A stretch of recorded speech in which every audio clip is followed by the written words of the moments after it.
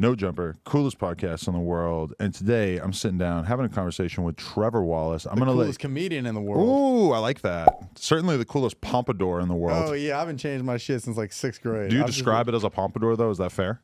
I describe it as my dad's like a lawyer type thing. I don't even know what this is, bro, but I've tried like other haircuts and it's just, I think I have such a big nose that like anything to take away from that just helps. Really? I don't think it's a massive nose, but it's like I've buzzed my head. I did it once in college, buzzed my head. Some girl's like, why did you do that? And I was like, that's interesting because I guess if you like make your head longer, yeah, it'll make your nose look flatter or not as it's extended. just more highlighted, you know? Yeah. When like, everything is gone, that's all you have to look forward to. If you got a driveway with a bunch of ugly ass cracks and no plants, then all you see is the cracks. But you put some plants out there, like, oh shit. Is that Can we try video? all the angles and use the one that makes his nose look the biggest for the duration of this conversation? Yeah, we can get a GoPro right on this mic stand. Have you ever thought about rhinoplasty?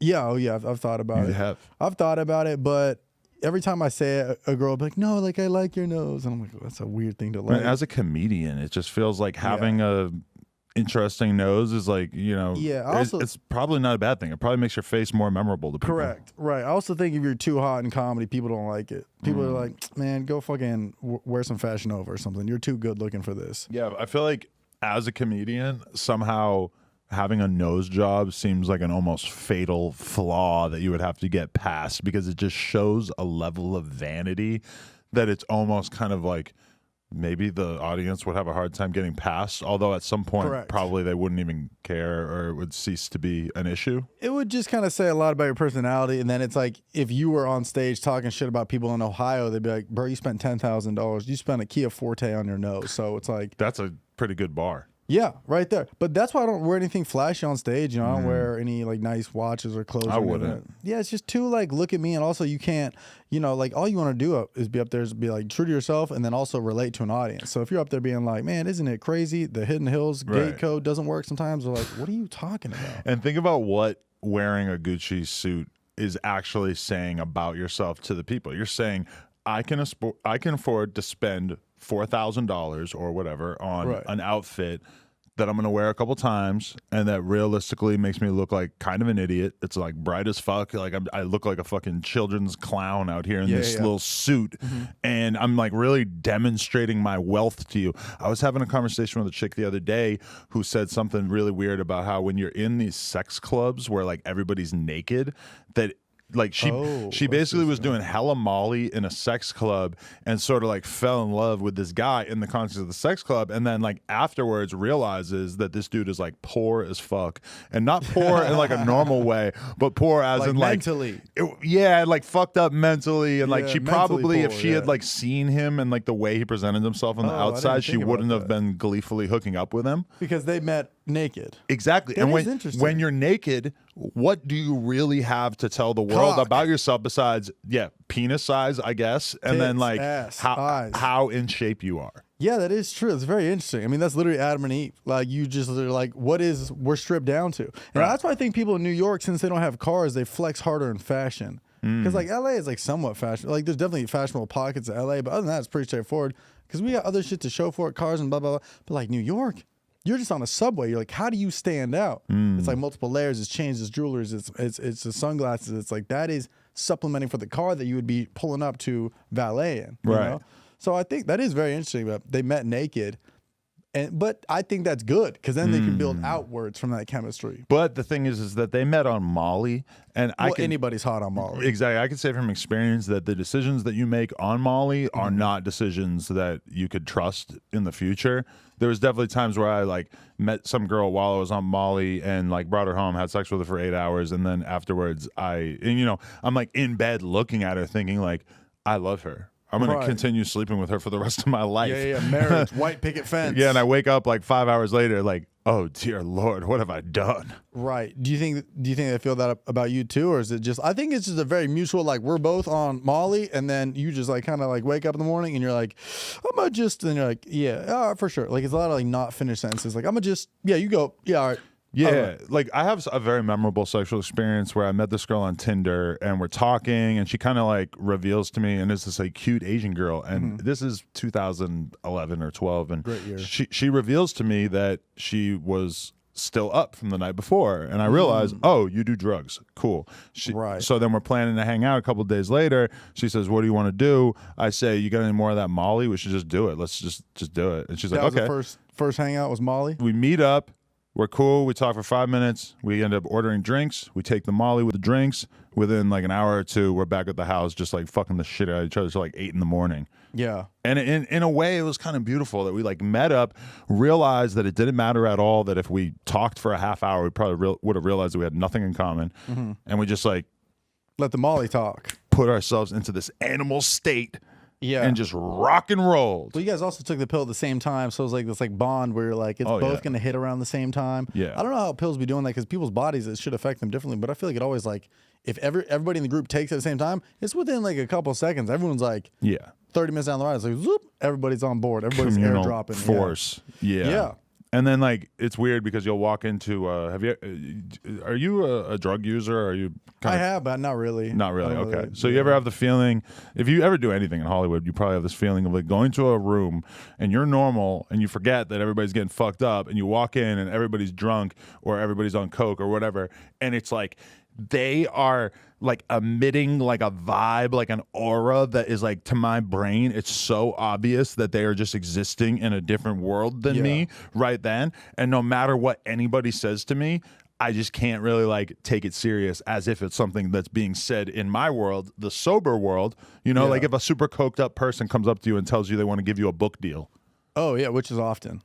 I'm going to give you a brand deal. I want to give you $500,000 this month. Yeah, you know, chewing on a TV remote. I got an idea for you. Yeah. And you just have to be like, fuck, like maybe in the future when you're sober, I could attempt to capture some percentage of what you're talking about. Right, you don't want to be like fucked up to them, but you also don't want to like ruin their trip if they're really on something. I feel like that would happen a lot like music festivals. Like if me and my buddy like are walking around, like who I make a lot of videos with, this guy Churdley's, it's like we're filming there or we're just there to enjoy it, and like people just come up to us just floored on Molly, and you want to be like, for sure, man, we're gonna go catch this act, but they're telling you stories about like butterflies and dreams that they had, and you don't want to be like, I mean, they're not even gonna remember this, but they're just in a different planet. You are DJ Khaled suffering from success in that moment because nobody understands the pain of wanting to like stand there at Coachella and rock out to Lord or whatever, which is the thing that I actually did a few years ago. Hell yeah. And like it's just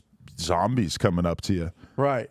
And like, you know, you just have briefly your enjoyment of the music. You know, there's a lot of cool people saying up to you too, but some percentage of them are just so fucked up on drugs that it's like on the festival too. And they have no sense of time. Like to me, it's like, please just take a selfie and like make this last 10 seconds and then like leave me and my chick alone. And then instead they have no sense of time and they want to talk to you for like 8 minutes. Well, it might be different for you because you like make careers pop. So yes, it's way worse. Because with me, it's like nobody's ever like, yo, let me get in a sketch. Like if here or there, they might be like a little bit like, yo, if you ever need an extra in the background, I got you. But for you, like you've made so many careers pop from No Jumper that it's like they're giving you the Shark Tank like elevator pitch. So they're like, yo, I just started rapping, I'm out of Philly, and then you're like, man, I am so high right now. Dude, I had people come up to me and start rapping to me like over the beat of the song that is playing at the party. That's hilarious. Or even like try to play their music into my ear off their iPhone at the party. 7 cracked screens jammed in your ear. Pretty cool. Yeah, Pretty cool. That's a different.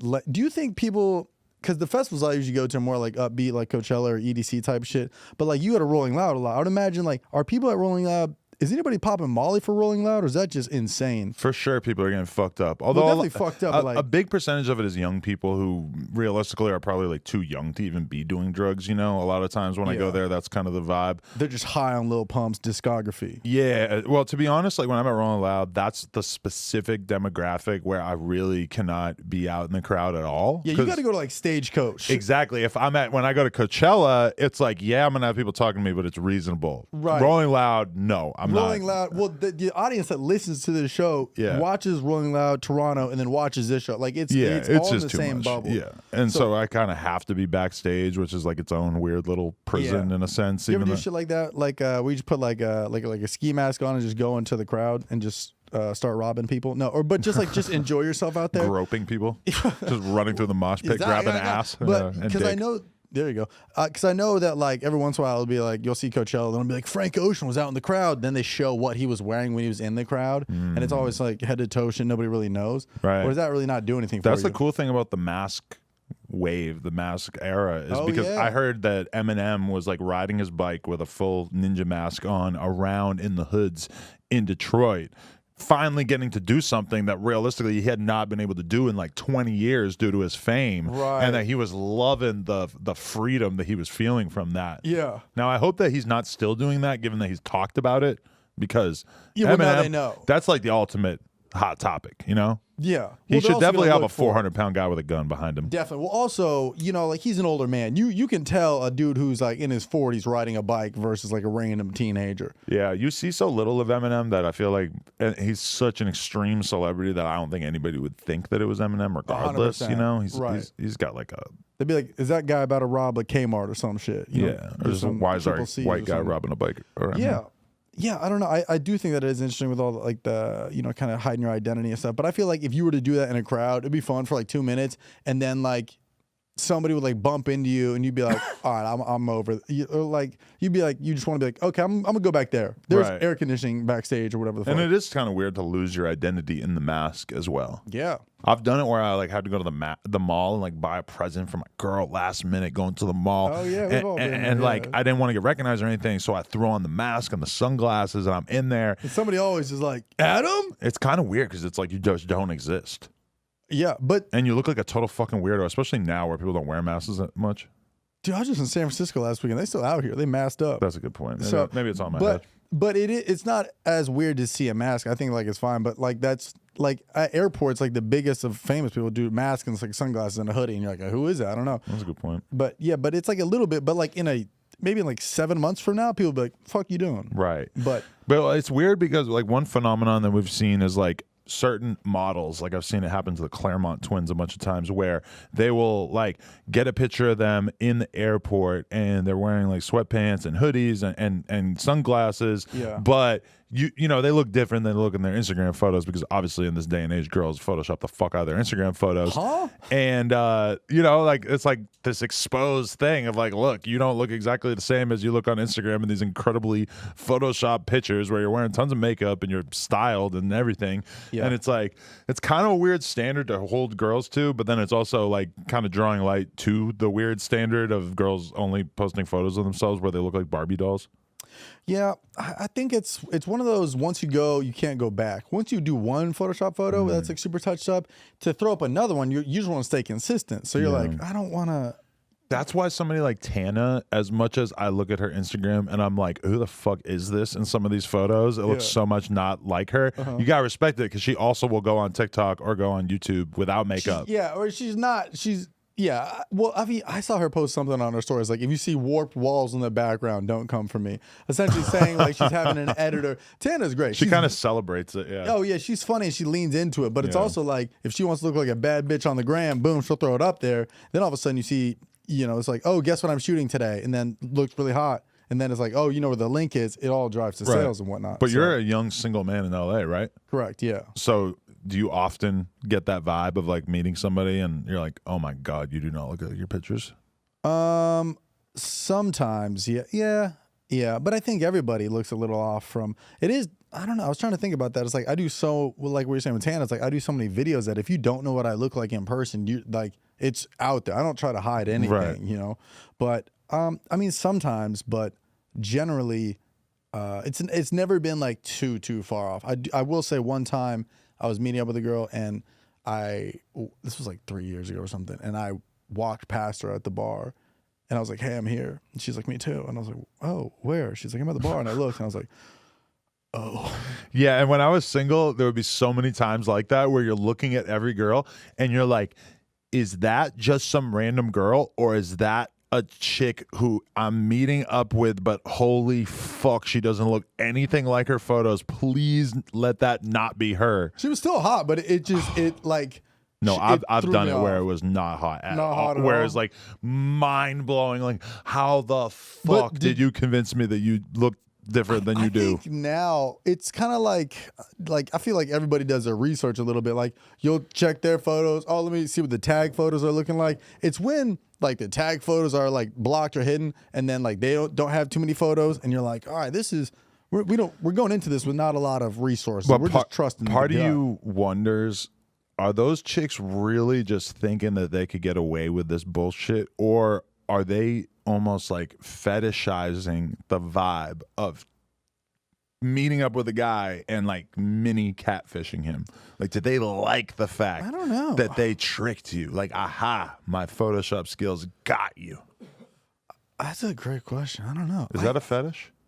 I think there's a fetish for everything. Yeah, I think there's just something about like they just like being in control of how their perception of the world views them. So it's like if you got tagged photos on and your homie Brock posts a photo of you, you got no control over that. But this is just like, I only want to be viewed as these 4 photos that are like approved by me, that touched up by me, they look good. There's that. It must just feel so weird to live in that prison. Sometimes I've like met girls where you could tell that they're just not used to being viewed in any context besides an Instagram photo.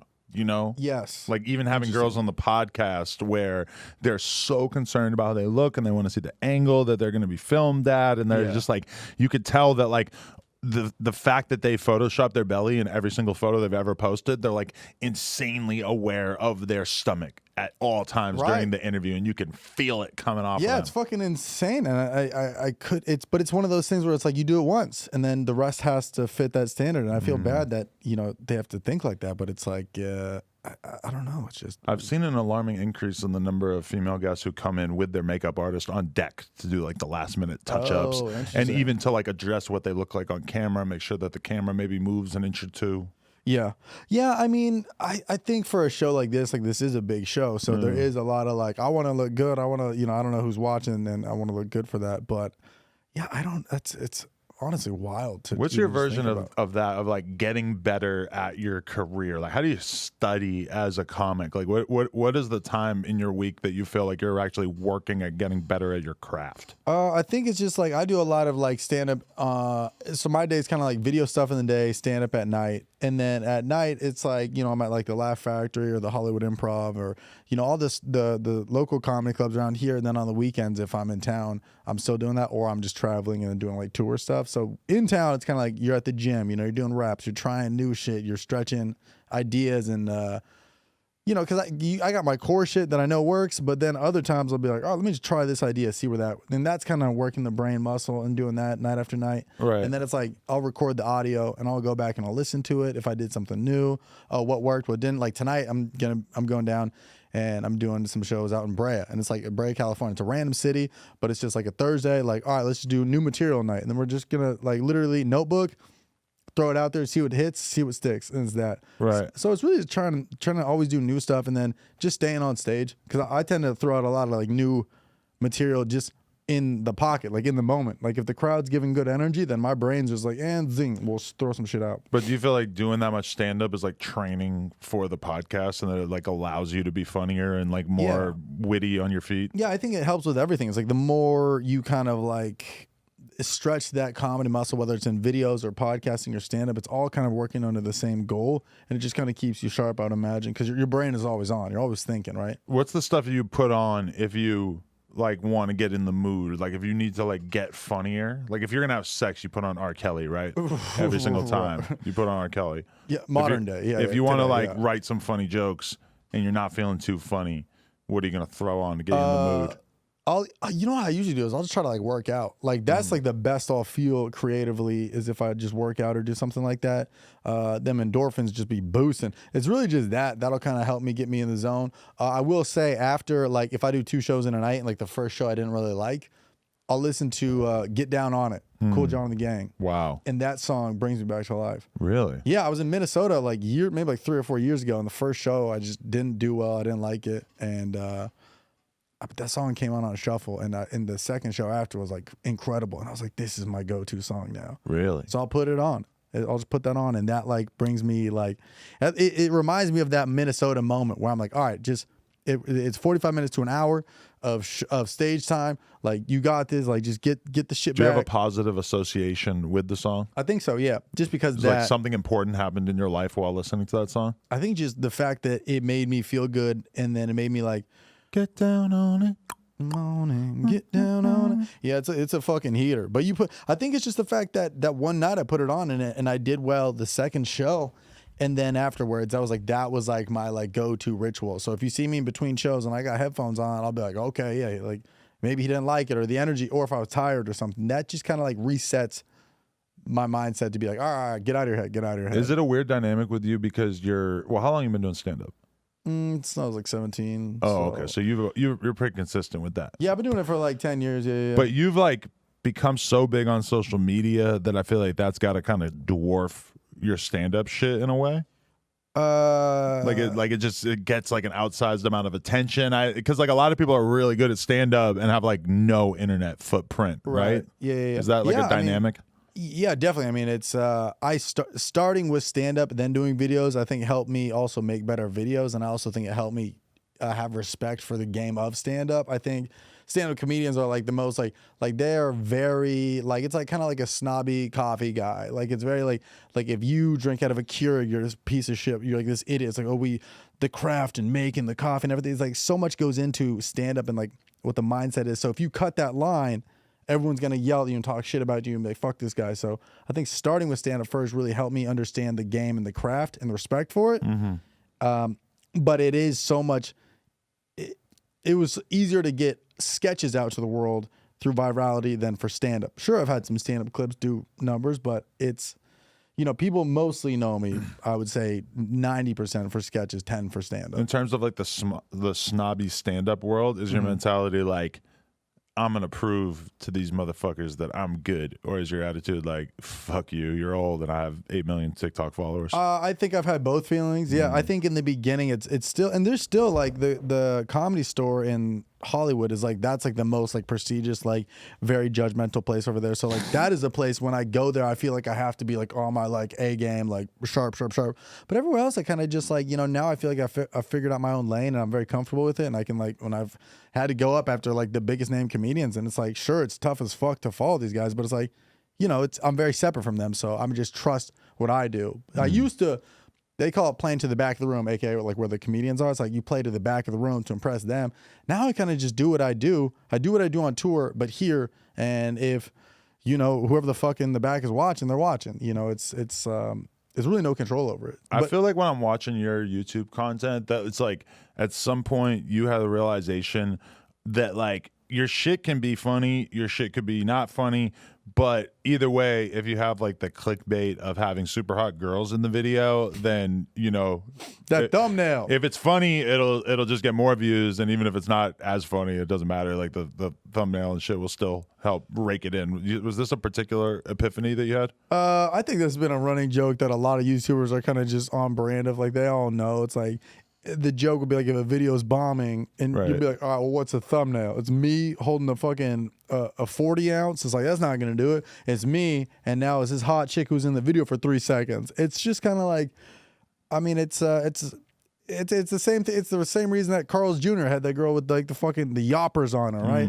It's the same reason that all the ads and commercials, you remember the ones that are like the horny ones, the green M&M. Everybody was horned up over her. It's like, oh yeah, everybody wanted to hit that. Oh yeah, still do to this day. So I think what it is bricked up, literally bricks behind you. But I think what it is just kind of like, it gets the people attention, and then you bring the comedy. So I don't think there's anything wrong with doing a weird or like a thumbnail that's a little more just like, oh, highlighting you and a hot chick, as long as the content is still good. Well, it's a very mutually beneficial relationship too, because all those chicks, regardless of if they get paid, they're basically like farming OnlyFans subscribers from appearing in these kind of videos. So to them, it makes sense too, right? Yeah, 100%. I think they see the value in it too. And it's like, it's not like at the end of the video, I'll be like, all right, now plug your OnlyFans. But I had Julia Rose on a sketch like maybe like 2 or 3 years ago. And I was like, at the end, like, I was like, oh, thanks for watching this video. Do you have anything you want to plug? And she was like, yeah, find me here or go to, I forget what she was doing, Shag Mag. I don't know if it's still a thing, but she plugged that. So. She's Jake Paul's girlfriend professionally now. .com. I think so. That's a full URL. I think that ended up being the wave for her.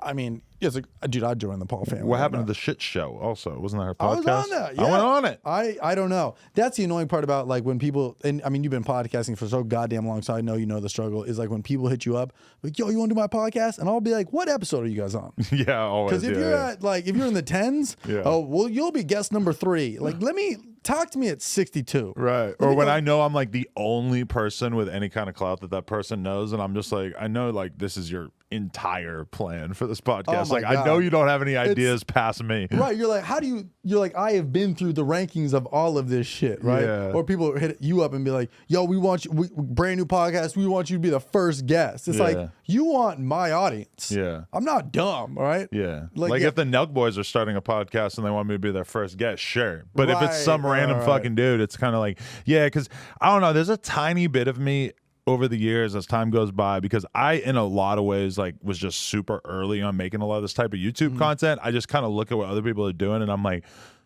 salty old man syndrome. Like, bruh, I did this shit like 7 fucking years ago. You guys think you're so smart having porn stars on your podcast, and it's like, and I've had a few on ours. You know, stiff socks, baby, turn up. Yeah, you were on there. Yeah. But yeah, I mean, it's. I think everything kind of comes full circle. You know, it's like the trends come and go, and then it comes back, and then something that you're doing now in 5 years is going to come back around. Yeah. But yeah, I feel like it's. I think that's where the sketches are mutually beneficial. There's a few girls that I shoot with that are just like friends, and they're actually great actresses, and maybe they did acting beforehand.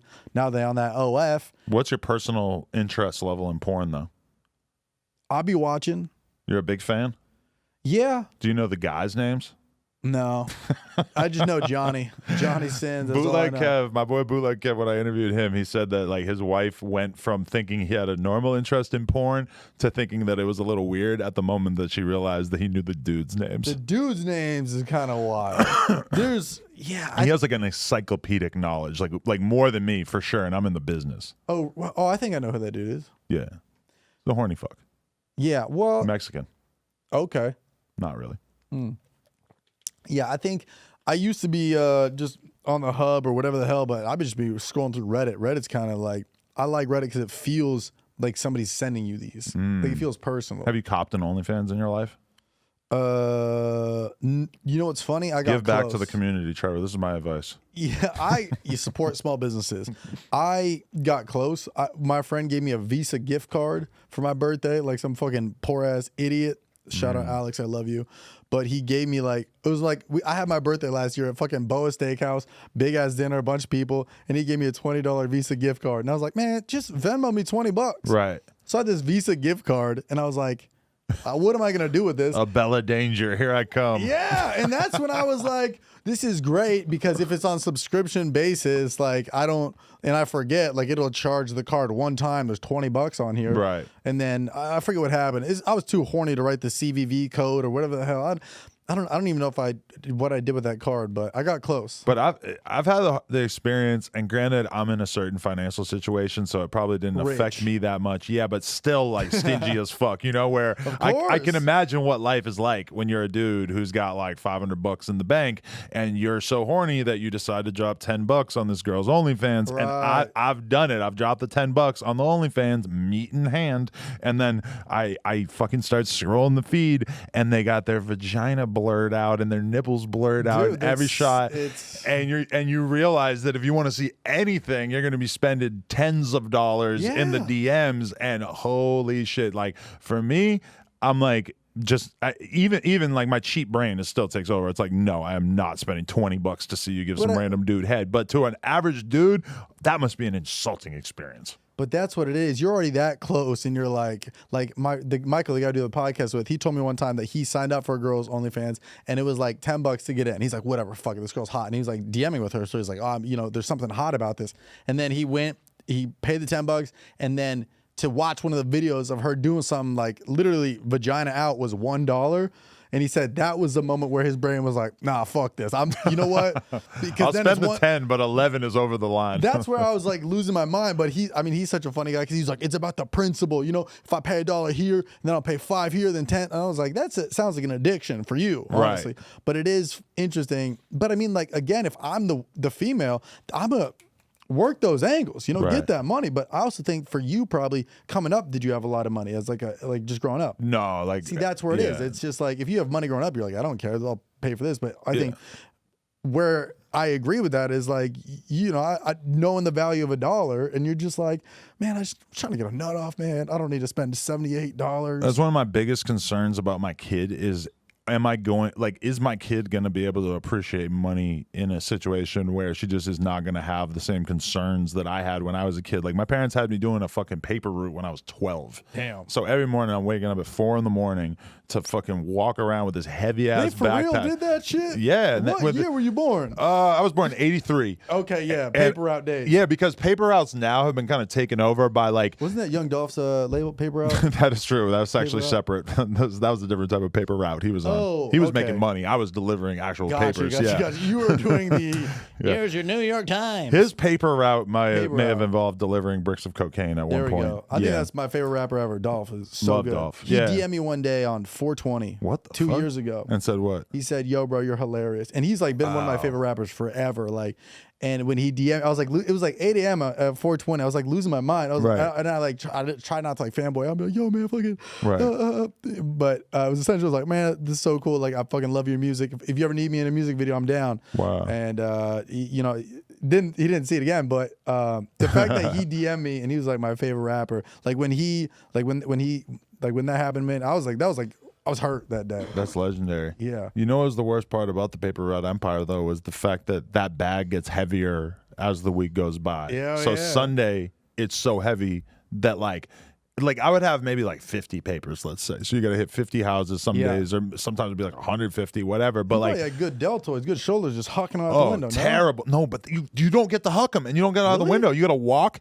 And these motherfuckers, because it's in New Hampshire, it's fucking cold half the year, and they don't want to go outside and have their paper with mildew on it and water and snow or whatever. So like gently place it down. You got to go up. They want it like on their doorknob, like on that shit. So I would be riding my bike, but you got to get off your bike every fucking couple steps to hang it on the hook. So would you park your bike at the cul-de-sac at the start and then do it, and then come back to the bike, or you bike to each house? It was just like that process was so cumbersome because it's like your bike is going to have to move along with you while you're going from door to door. But it's like, do you want to move it between each individual house, or do you want to pick it up and move it every 10 houses? Damn. Are you afraid that some dude's going to run up and steal your bike at some point? Yeah, the movies really glorified how cool it looked to the child, but it really wasn't that, because they're just throwing shit. They're hitting squirrels, birdhouses. They're missing every house in the movies. But like for you, it's like, get up. And if you have 50 papers on Monday, you might be able to carry it and it's not that bad. But then by the time you get to Sunday, you can't even carry it. You have to carry like 15 at a time,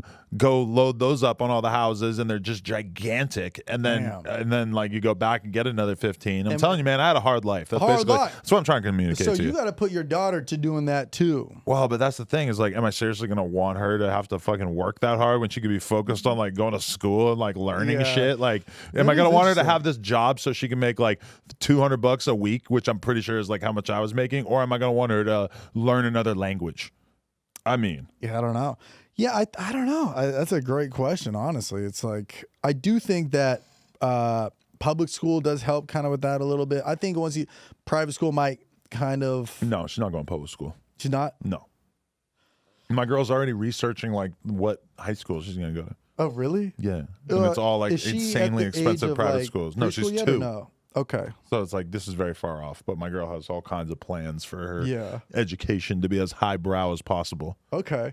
But I mean, it's what's interesting about private school, at least from my experience, the people that I knew going to private school, like high school and middle school and all that, it's like once they graduated, they either went to prestigious colleges or they had so much kind of parental control on them that the second they had an ounce of freedom, they fucking just drugs. They went to college, they got into a good school, but their parents are always like, you gotta do this, you gotta do this. Second they got there, boom, cocaine, drugs, alcohol. And now they're just like selling fucking chakra stones in Venice.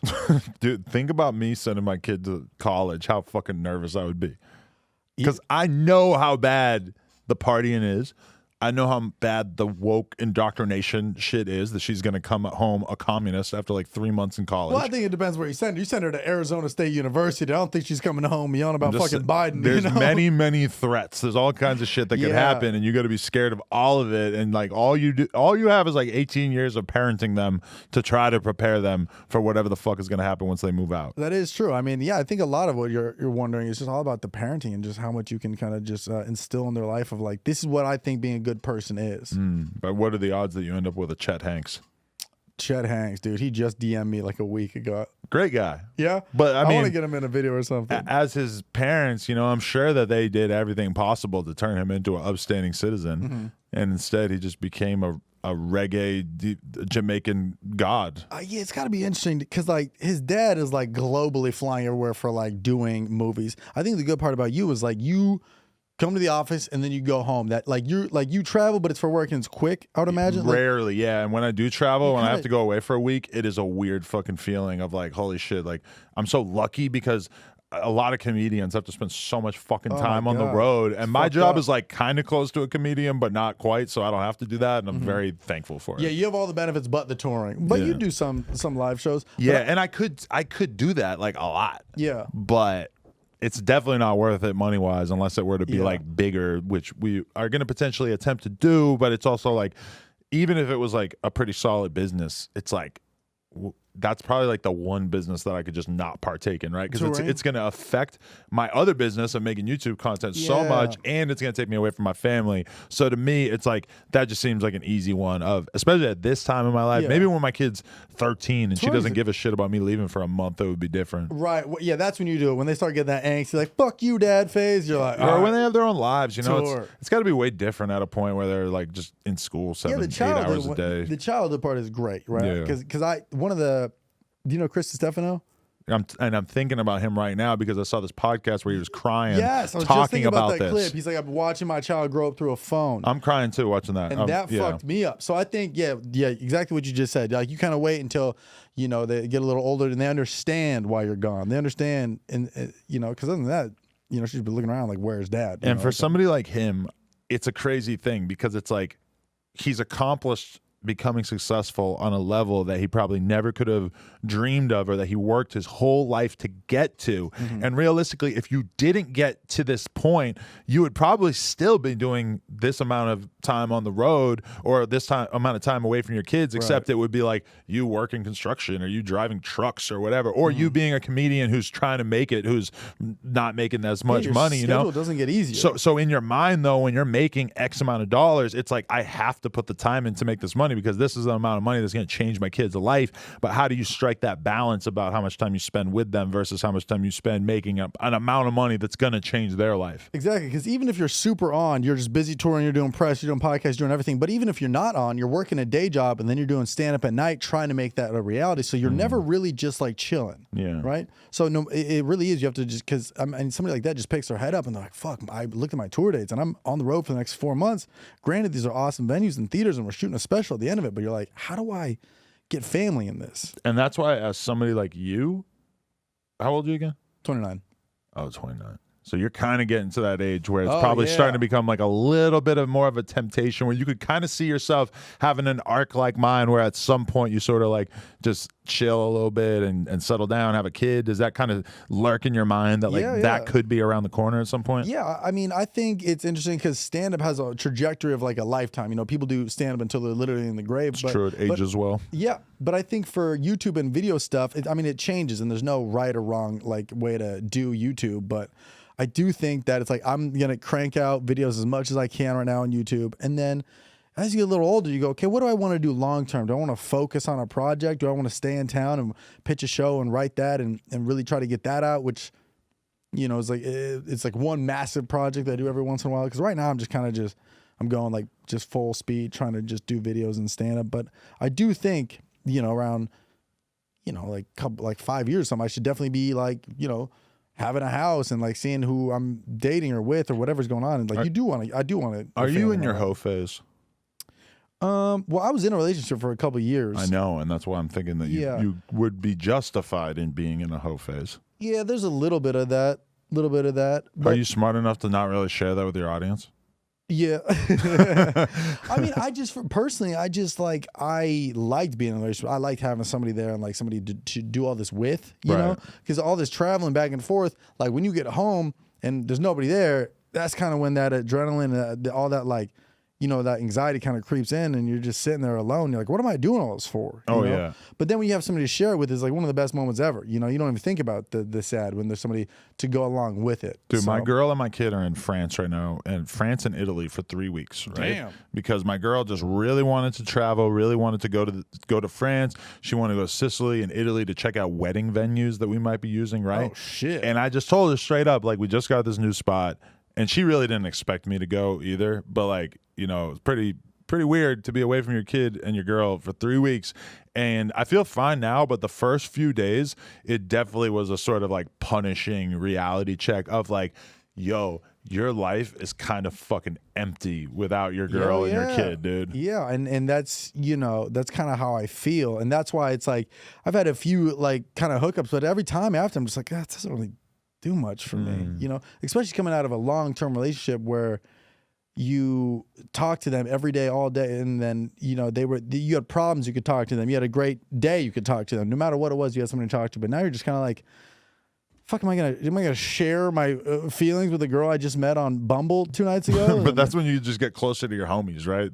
The guys group chat, you start sharing more. Oh yeah, no, I got a great group of friends around me, and they've been helping me through all this really, which has been nice. But it is sometimes you do miss that, just kind of like, you know, that person you could go to, you know. When I think about before I was with my girl and before I had a kid, it's like, wow, I was really like hanging out with this crew of BMX dudes and pretty much getting what I get out of my current family life from them. Because I'm like, you know, I'm waking up in the morning and I'm hanging out around them. We're going out and doing stuff during the day. We're going out at night together. It's like at that point in your life, having friends is so important. And at this point in my life, having friends is so optional, because like outside of making content, you know, like for making content is super important. And it's like with a lot of my friends, it's like we make so much content together that it's like, and then we're in like a group chat and it's like we almost never really have a reason to like talk at length off camera. Right. Exactly. No, I definitely agree. And that's why, like, when you do start dating somebody super serious, like I bet your BMX dudes, when you start dating her, were like, yo, what the fuck? What about us? Yeah, but I feel like they also understood, because at that point, it's like, I'm 32. You guys are all like 21 to like 25. Right. You know, they kind of just recognized that I was totally in a different place in my life, you know? Oh, yeah, but I'm saying, like, if you're like 22 or something, like you're a little younger. Well, we all have that homie who gets a girlfriend and basically, like, you realize, like, oh, we meant nothing to you. You were just waiting to get a girlfriend. Right. Exactly. But, yeah, I think it is a big change to go to. And I think for me, I would travel and tour so much and then just focus on doing videos and then hang out with her. And then when now it's like I wasn't really hanging out with a lot of friends that weren't like work related. So now that I'm just trying to figure out life again, I got a weekend off. I'm like, who do I fucking hang out with? Right. Like who? Oh, okay, I'll talk to oh, you guys are getting married in a week. Okay, cool. Yeah. Right. Oh, you have marriage plans. Okay, cool. Yeah. Would you guys want to go do a thing? Yeah, that part of my brain, that muscle, that impulse that I haven't had to engage in so long of like, oh right, I should hit up people that I make content with, my friends, right. And I should tell them that I want to know what they're doing, and maybe I could go out into the real world and be around other people. Yeah, the other guys that I film with a lot, like I haven't done this in a while. Yeah, my buddy Sherdley's, who's like, I make so many videos with him, who's like one of my favorite comedians. Right, he's hilarious. Like, yeah, he's great. Every time that I like just be like, dude, you guys just trying to hang out? They'll be like, and not film? Or like, what do you, like, you never hang out with us. Like, you just film, then dip. And I'm like, we are all David Dobrik now. Yeah, right, exactly. But it's just funny for them to hear it. And then, or like after we film, and I'm like, hey, you guys want to get a drink? Or you guys want to go get food? And they're like, this is so unlike you. You're usually just here, then gone. So, right.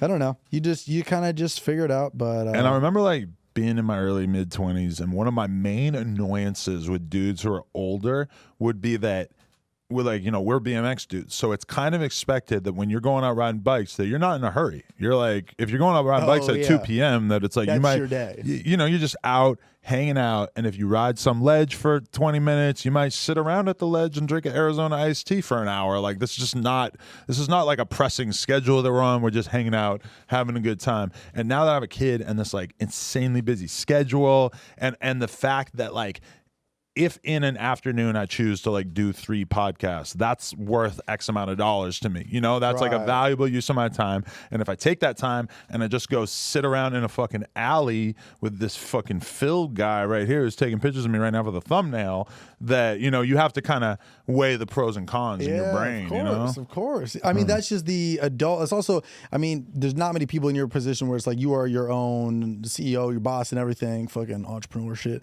But it's Girl boss. Yeah, girl boss in it. But it's like your perspective on life is very much just like my time is money, money is time type of thing. So if somebody's like, do you want to go do this? You go, okay, well, what would I have to do in order for that to happen?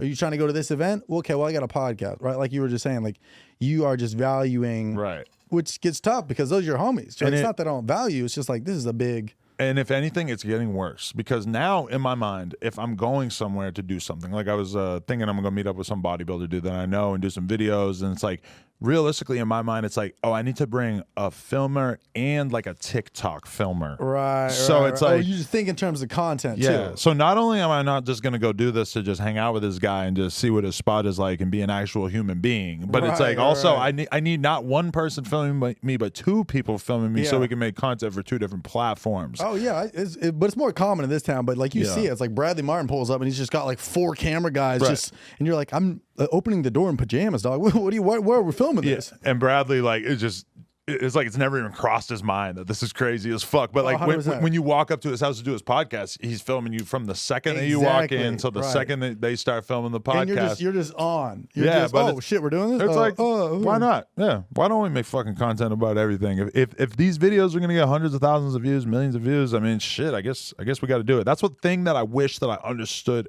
earlier is just the value of the views and the followers. And granted, I did understand it pretty early, but like I was playing poker yesterday with SoFlo Antonio, who I was just talking about with you before we got on here. YouTube and legend. He has like a bummer of a tale because it's like they weren't really making money at that time when he was like re-uploading everybody else's content on Facebook, but he was getting an insane amount of likes and like followers on his fucking Facebook pages, right? And then he said 3 or 4 years ago they got blocked by Facebook.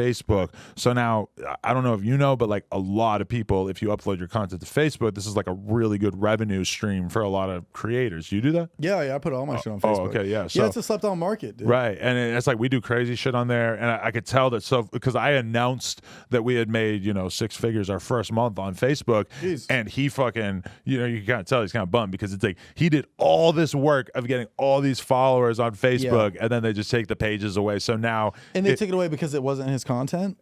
He said he got hit for like scam shit or like some kind of like, do it. imposter. I don't know, some bullshit. Because what he was doing was like he would take your Vine or your Instagram clip in this day and age, and he would like clip it, upload to Facebook with like a 2-second clip of him before it, being like, "This is the craziest thing you'll ever see." And then it's like a clip. Like he innovated that way of stealing people's content to get followers on social media. Man. Yeah, I think usually what happens is somebody finds a loophole and then Facebook's like, what? We can't be doing this. Because, monetization is 3 minutes on Facebook. I think they changed it. It used to be 3 minutes. Right. So everybody's video, if you look back in the day. 3-4 minutes these days. It would be like 301. So it'd be right to that. And I remember there was this kid on Facebook and he had a video that had like 100 million views. And the video was like a prank. It was like 22 seconds. The rest of that like 2 minutes and whatever change was just a blank screen. And I was like, if he cashed out on this, that's legit money. That's like 100K right there. I've done that in my life of stretching the YouTube video out to hit 10 minutes or whatever back when that was such a thing. 10 minutes, now it's 8 minutes or whatever the fuck. But like every YouTuber, they find that mark and then they cross it by a second. Right. Everyone's like, my video is 801 or 1001. That's why every video is like 1001. Right, yeah. The platform draws people to do insane things. Like you ever look at Paris Hilton's Instagram and it's like every single photo is a video that like is moving a little bit. Oh, because it's views. Yeah. And then TikTok basically incentivizes you to do that because if you go to upload like a photo to your story, it'll like put a song behind it or like they make it super easy for you to like cut a couple photos together and it'll do a little animation or whatever with a song behind it. And those songs are basically like labels paying TikTok to promote the fuck out of their songs by just suggesting it to be the background song in your video, which makes so much sense because if I had a song and I had, millions of people just having it being suggested automatically for their background song, I mean, if you have the money to invest in that, you could basically like create fame or at least create a huge song out of thin fucking air right there. Oh yeah, I mean, with the right marketing budget and the right people who know what they're doing, they can get that shit in front of anybody. Crazy. It's kind of insane. So with the Paris Hilton one, is that just because there's more? Because reels get more attention. Right. Yeah. Okay, that makes sense. Yeah, you post a photo on IG, doesn't do shit. They do better algorithmically. Or, sorry, you you post a photo, doesn't do shit for views. Yeah, the or photos are rough these right? days. Yeah. Okay, that makes sense. Yeah, because like I was looking through a certain influencer's Instagram the other day, and I like it hasn't posted that much, so I scroll back, and it's like, oh my god, this guy used to get a couple 100,000 likes, and now he gets like 4,000 likes. But then I was thinking about my page, and I'm like, my ratio is not that much different because the fucking photos just get so much less play in the algorithm. It used to feel like if you posted a photo that like everyone who followed you and some other people were going to see it, and now it feels like everyone, it nobody's doesn't expand past your followers versus like reels. It's like your people see it, and then it gets shared into the random reels feed. There's no reels version of a photo feed where it's just like, I guess there's the explore page, but there's no grid that's like, let's just scroll random people's photos. That would sound insane. I've been like trying to get more and more into the TikTok mind state over the past couple months, and really like embracing it and trying to use all the features and figure out how to use all the functions and going live and everything. And I think I realized the true nature of TikTok the other day because I went live, and then I'm looking at the summary afterwards, and it said that 9% of my audience on TikTok live was people who followed me. Yeah, the rest is just random. So it's like you're playing a fucking slot machine where 100%. And it even kind of mimics that in a way, because it's like you'll start off and it'll show you, you'll have, like in my case, it's like I get to 1,000. Then it'll trickle off a little bit and you're almost tempted to get off. It gets down to like 400. Then they sort of reward you for staying on, and it's like, boom, they'll give you a couple thousand or 2,000 people more. They'll suggest you a bunch, and they give you these waves that makes you not want to get off because you know that this next burst of people is coming. It's like the craziest fucking social media mental trickery I've ever witnessed in my life. Insane. And it's so different than Instagram, where if I go on Instagram Live right now, it's probably like 98% of people who follow me. Right, because they send out a notification. But TikTok, I've talked to the people that work there, and they're literally like, it's not a followers app. It's just like an app where you just try to hit home runs just to whoever's catching, right? Because how often do you scroll the people you follow feed? No, you just open the For You page, and then you just scroll. Right. And your goal is just to get in there. So it's like you said, it's like gambling, where you're just like, you're just, each pull, you're just trying to be like, did I get in the For You page? Did I get a hit? Did I get a hit on there? And you just delete your mistakes and move on. Yeah, I mean, it misses. Yeah, but that's what's funny is people will comment on my videos sometimes and be like, this dude never misses. I'll be like, oh, I'd be missing. You just delete. I'll be missing. What's a miss for you though on TikTok? It'll get what, like a couple 100K or something? Yeah, if it's anything under like 500K, I'll be like, what's going on? Right. After like a week, I'll be like, what is this? Well, because it kind of incentivizes that way too, because the stuff that does good will grow over time. Correct. It'll grow a lot over time. It still gets suggested a month later. Yeah. Whereas the stuff that does bad just basically gets ignored by the algorithm. So it's like, why am I even going to keep this here? Especially when, if it does get an extra 10,000 views, it's like, well, that 10,000 views could have gone to one of the other videos. Right. Yeah. It's a lot of times it's hard to like think about that, and when it's happening, to be like, you know what, this will grow over time, and this 200K might grow up to like 800 or like 1 million. But also, I do know that if you delete a video and try uploading it a later day, like it might hit again. Yeah, I've heard. And it's the same platform where people, like actual strategy from people who know what they're talking about. They'll tell you, make 8 TikToks if you have one video, upload that video to 8 different TikToks, maybe from different phones. I'm not sure to what extent the IPs matter and stuff like that. But if it hits on one of them, that's your TikTok, and forget about all the other ones. Right. That shit is crazy. That's the account to use. Right. That's the strategy that makes the most sense given the way that the app is built. If you're starting out, definitely just post everywhere. But it's a little harder for me because I have an audience that if I post a video, they go, oh, we saw that. And then I delete it. Then the next day I upload it, they go, well, because the first group of people that see it is your audience. Right. But then how they react to it shoots it into the For You page. Right. So if I just keep re-uploading it, they're going to be like, well, what is this? Yeah. But that's why, like, if you're going to re-upload something, and just so the algorithm doesn't just know what you're doing, change like 2 frames, or switch up a font a little bit. Add a little sparkle at the end. Something. Just right. The more you know. Yeah. But just adding any of that might trick the algorithm, or it just tricks our brains mentally. But that's also what's tough, is like you can post something, and if it doesn't hit, you just re-upload it. When did you realize the potential of TikTok? I think it was somebody reached out to me and was like, you got to get on TikTok. And what year we're talking? Because I think it was 2019. They called me to their office and had a meeting with me telling me that I needed to get more on TikTok in like, I forget, but maybe 2015. Oh, why I got on there? Somebody sent me one of my videos was popping off on there. Somebody just ripped it and the sound was going off. And then that was just kind of like what you were saying earlier about like on some like old man, like, oh, well, what's going on here? And I was like, my thought process behind it was like, if anybody's going to be getting these views, it should be me. So then I saw the video that went big and then I uploaded that video. And then I had been making videos for like 3 years before that. So I had a back catalog and I just started uploading old shit mixed with random stuff. And then I just saw how much things could grow. It had the same virality as a Twitter video, but the Twitter view to follow ratio was god awful. But on TikTok, the follow button was right there. So it made things so easy for videos to pop off and then people to follow. And I think since I had a recognizable face from YouTube, people were like, oh shit, he's on here. Right. So I just threw up a whole catalog. And then it's like addicting because it's like gambling. You're like, oh shit, this one hit.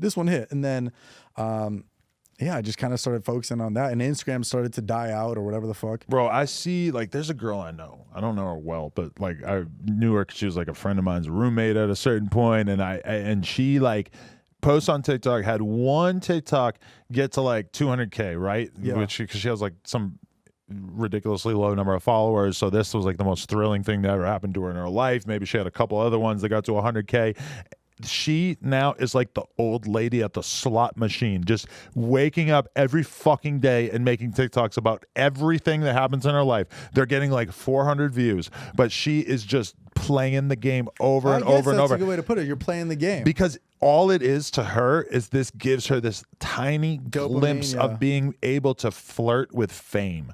And this is a person, but it pays off if you get it right. Right? Yeah, it's kind of like what do people say? Like chasing the dragon. It's like you get that first sense. It's like you get that first feeling, and you're like, how do I find that again? I felt that with stand up. The first time I ever did a show, I was 17, and I got this big pop of laughter, and I was like, holy fuck! Like this feeling I've never had. How do I keep getting that? So I understand where she's coming from. Yeah, like she has a normal job, so it's like, and probably never at any point in her life, realistically, did she think that she had a shot at stardom. So imagine what those 200,000 views feels like. It must feel like the most addictive fucking thing 100%. To have that little chance of getting that exposure. Yeah, dude, I had a Vine go big when I was in college, and I got recognized walking to class one day, and I was like, I'll never be the same after that moment. I like tried to play it so cool. So I was like, wait, you make Vines, right? And I was like, yeah, I'm fucking, I dabble. But after that, I was like, dude, this is, and I didn't have a lot of followers on Vine, granted, but it showed me how things can work in a sense of like,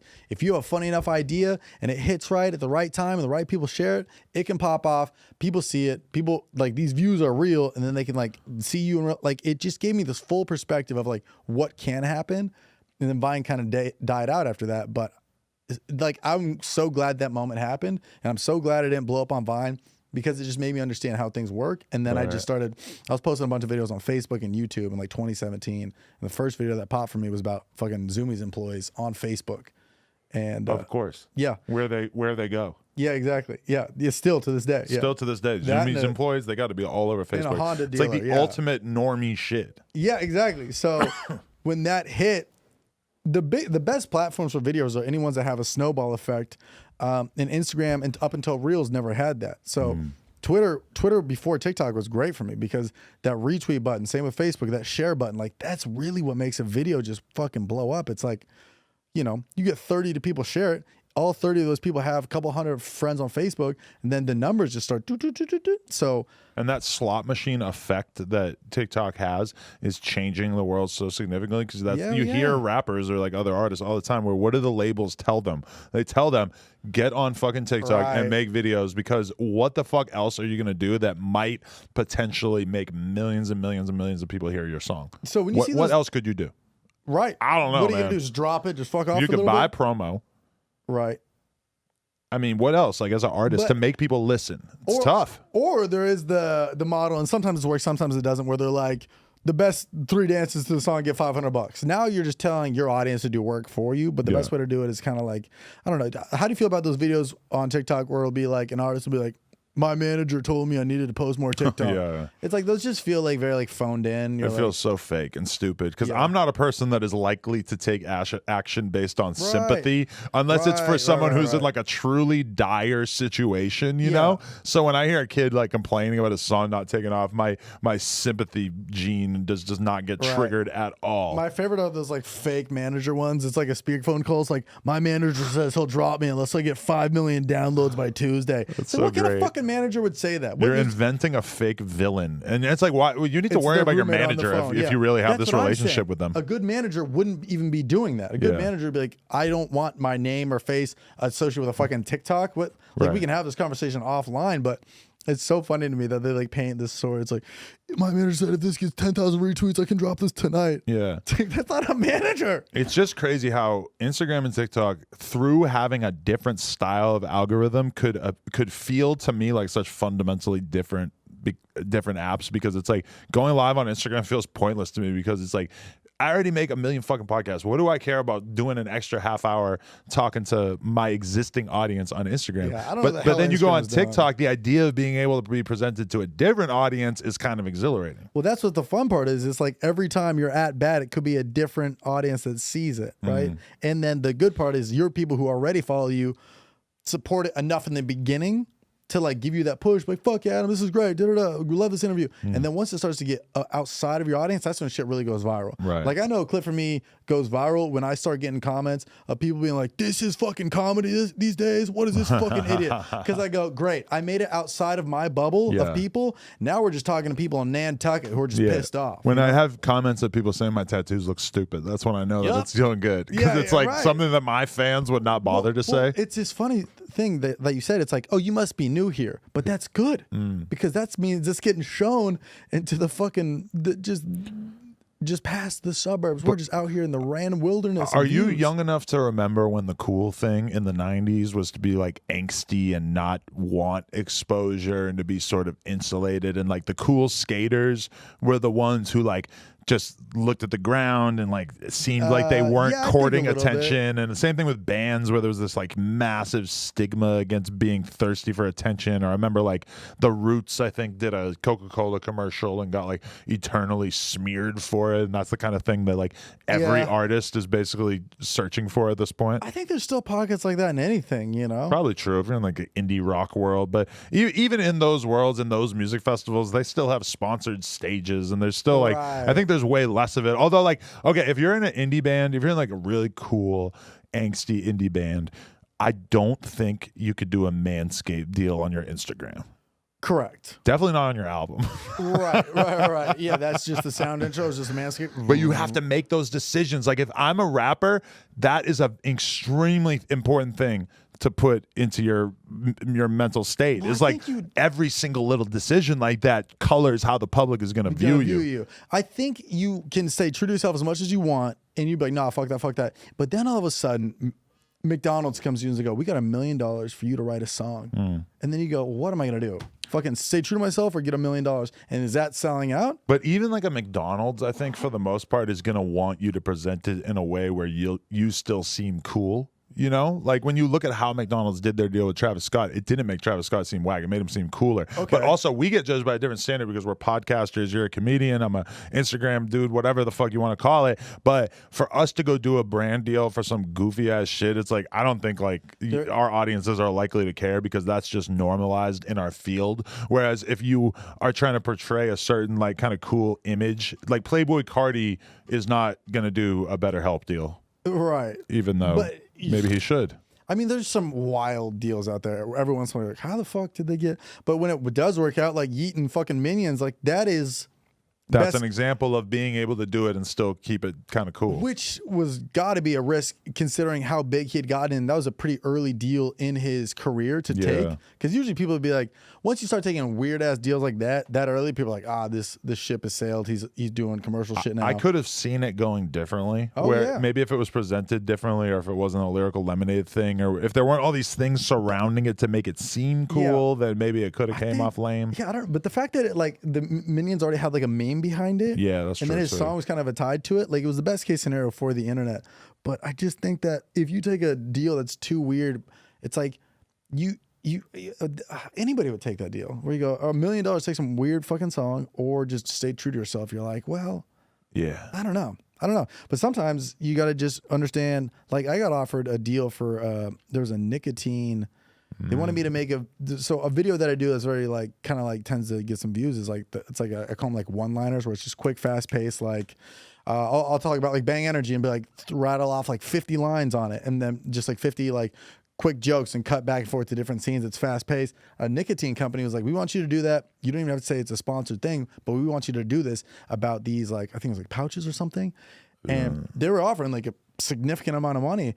And I was like about to do it. I was like, dude, I can't be fucking. Like more than you would get from your usual sponsor? Yeah. One video, I didn't have to tag them. I didn't have to do anything. It would have just been like, I don't even know what the fuck the brand would, but it would have been like guys who chew blank or guys who use blank and then insert their name.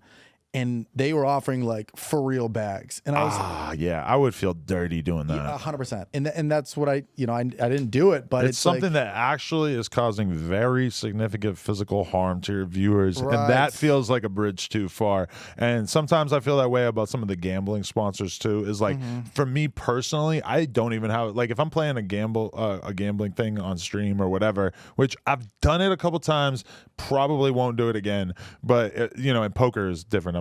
I do poker sponsorship stuff, but like with the gambling at stuff, least poker is in the realm of poker, right? Well, in the realm of gambling, but it's like a skill game that is also gambling, which is like way different than slots, where it's like there's no skill, there's no way that you could play this game that would make it a profitable endeavor for you, and it's like I know that and I get that, but if you're a person who's streaming and gambling, you're pretty much just taking aim at people who don't understand that, asking them to go donate their money to a big ass corporation, and they're going to pay you money in order to bring those customers in. Well, when this brand deal came about, I like asked and I was like, is there a way that I can like start the video by being like, I do not think you guys should go out and get nicotine, but if you already use it, and then like do like a disclaimer and then the sketch. So like, no, they weren't feeling that. No, because they wanted it to be like, it's like back in the cowboy days when you're smoking Marlboros. It's like, we want the coolest guy to make this look cool. And then the second you go on air or camera and be like, I don't think you should do this. Right. Then it's like, you wouldn't do a fentanyl ad. Yeah.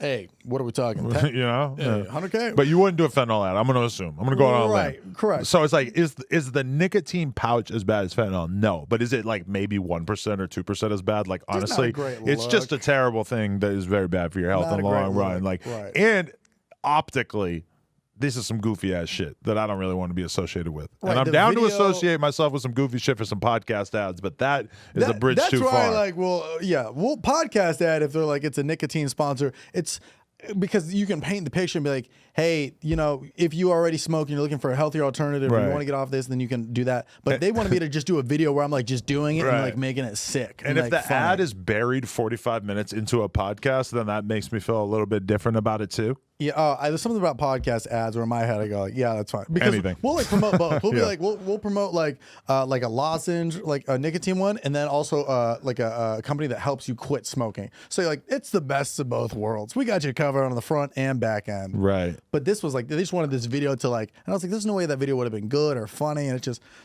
but that's just no matter what you do, you'll have a scenario, and especially with like an indie band, it's like we'll be indie as possible, but all of a sudden there's like a crazy deal that fucking Skechers wants you to do for their tour, and you're like, what are we gonna do? Skechers, dude. There's a Skechers that just opened up by my house, and I was like, but at night they lock it and they put bars on the window. I was like, that's a little to ambitious. Keep you out.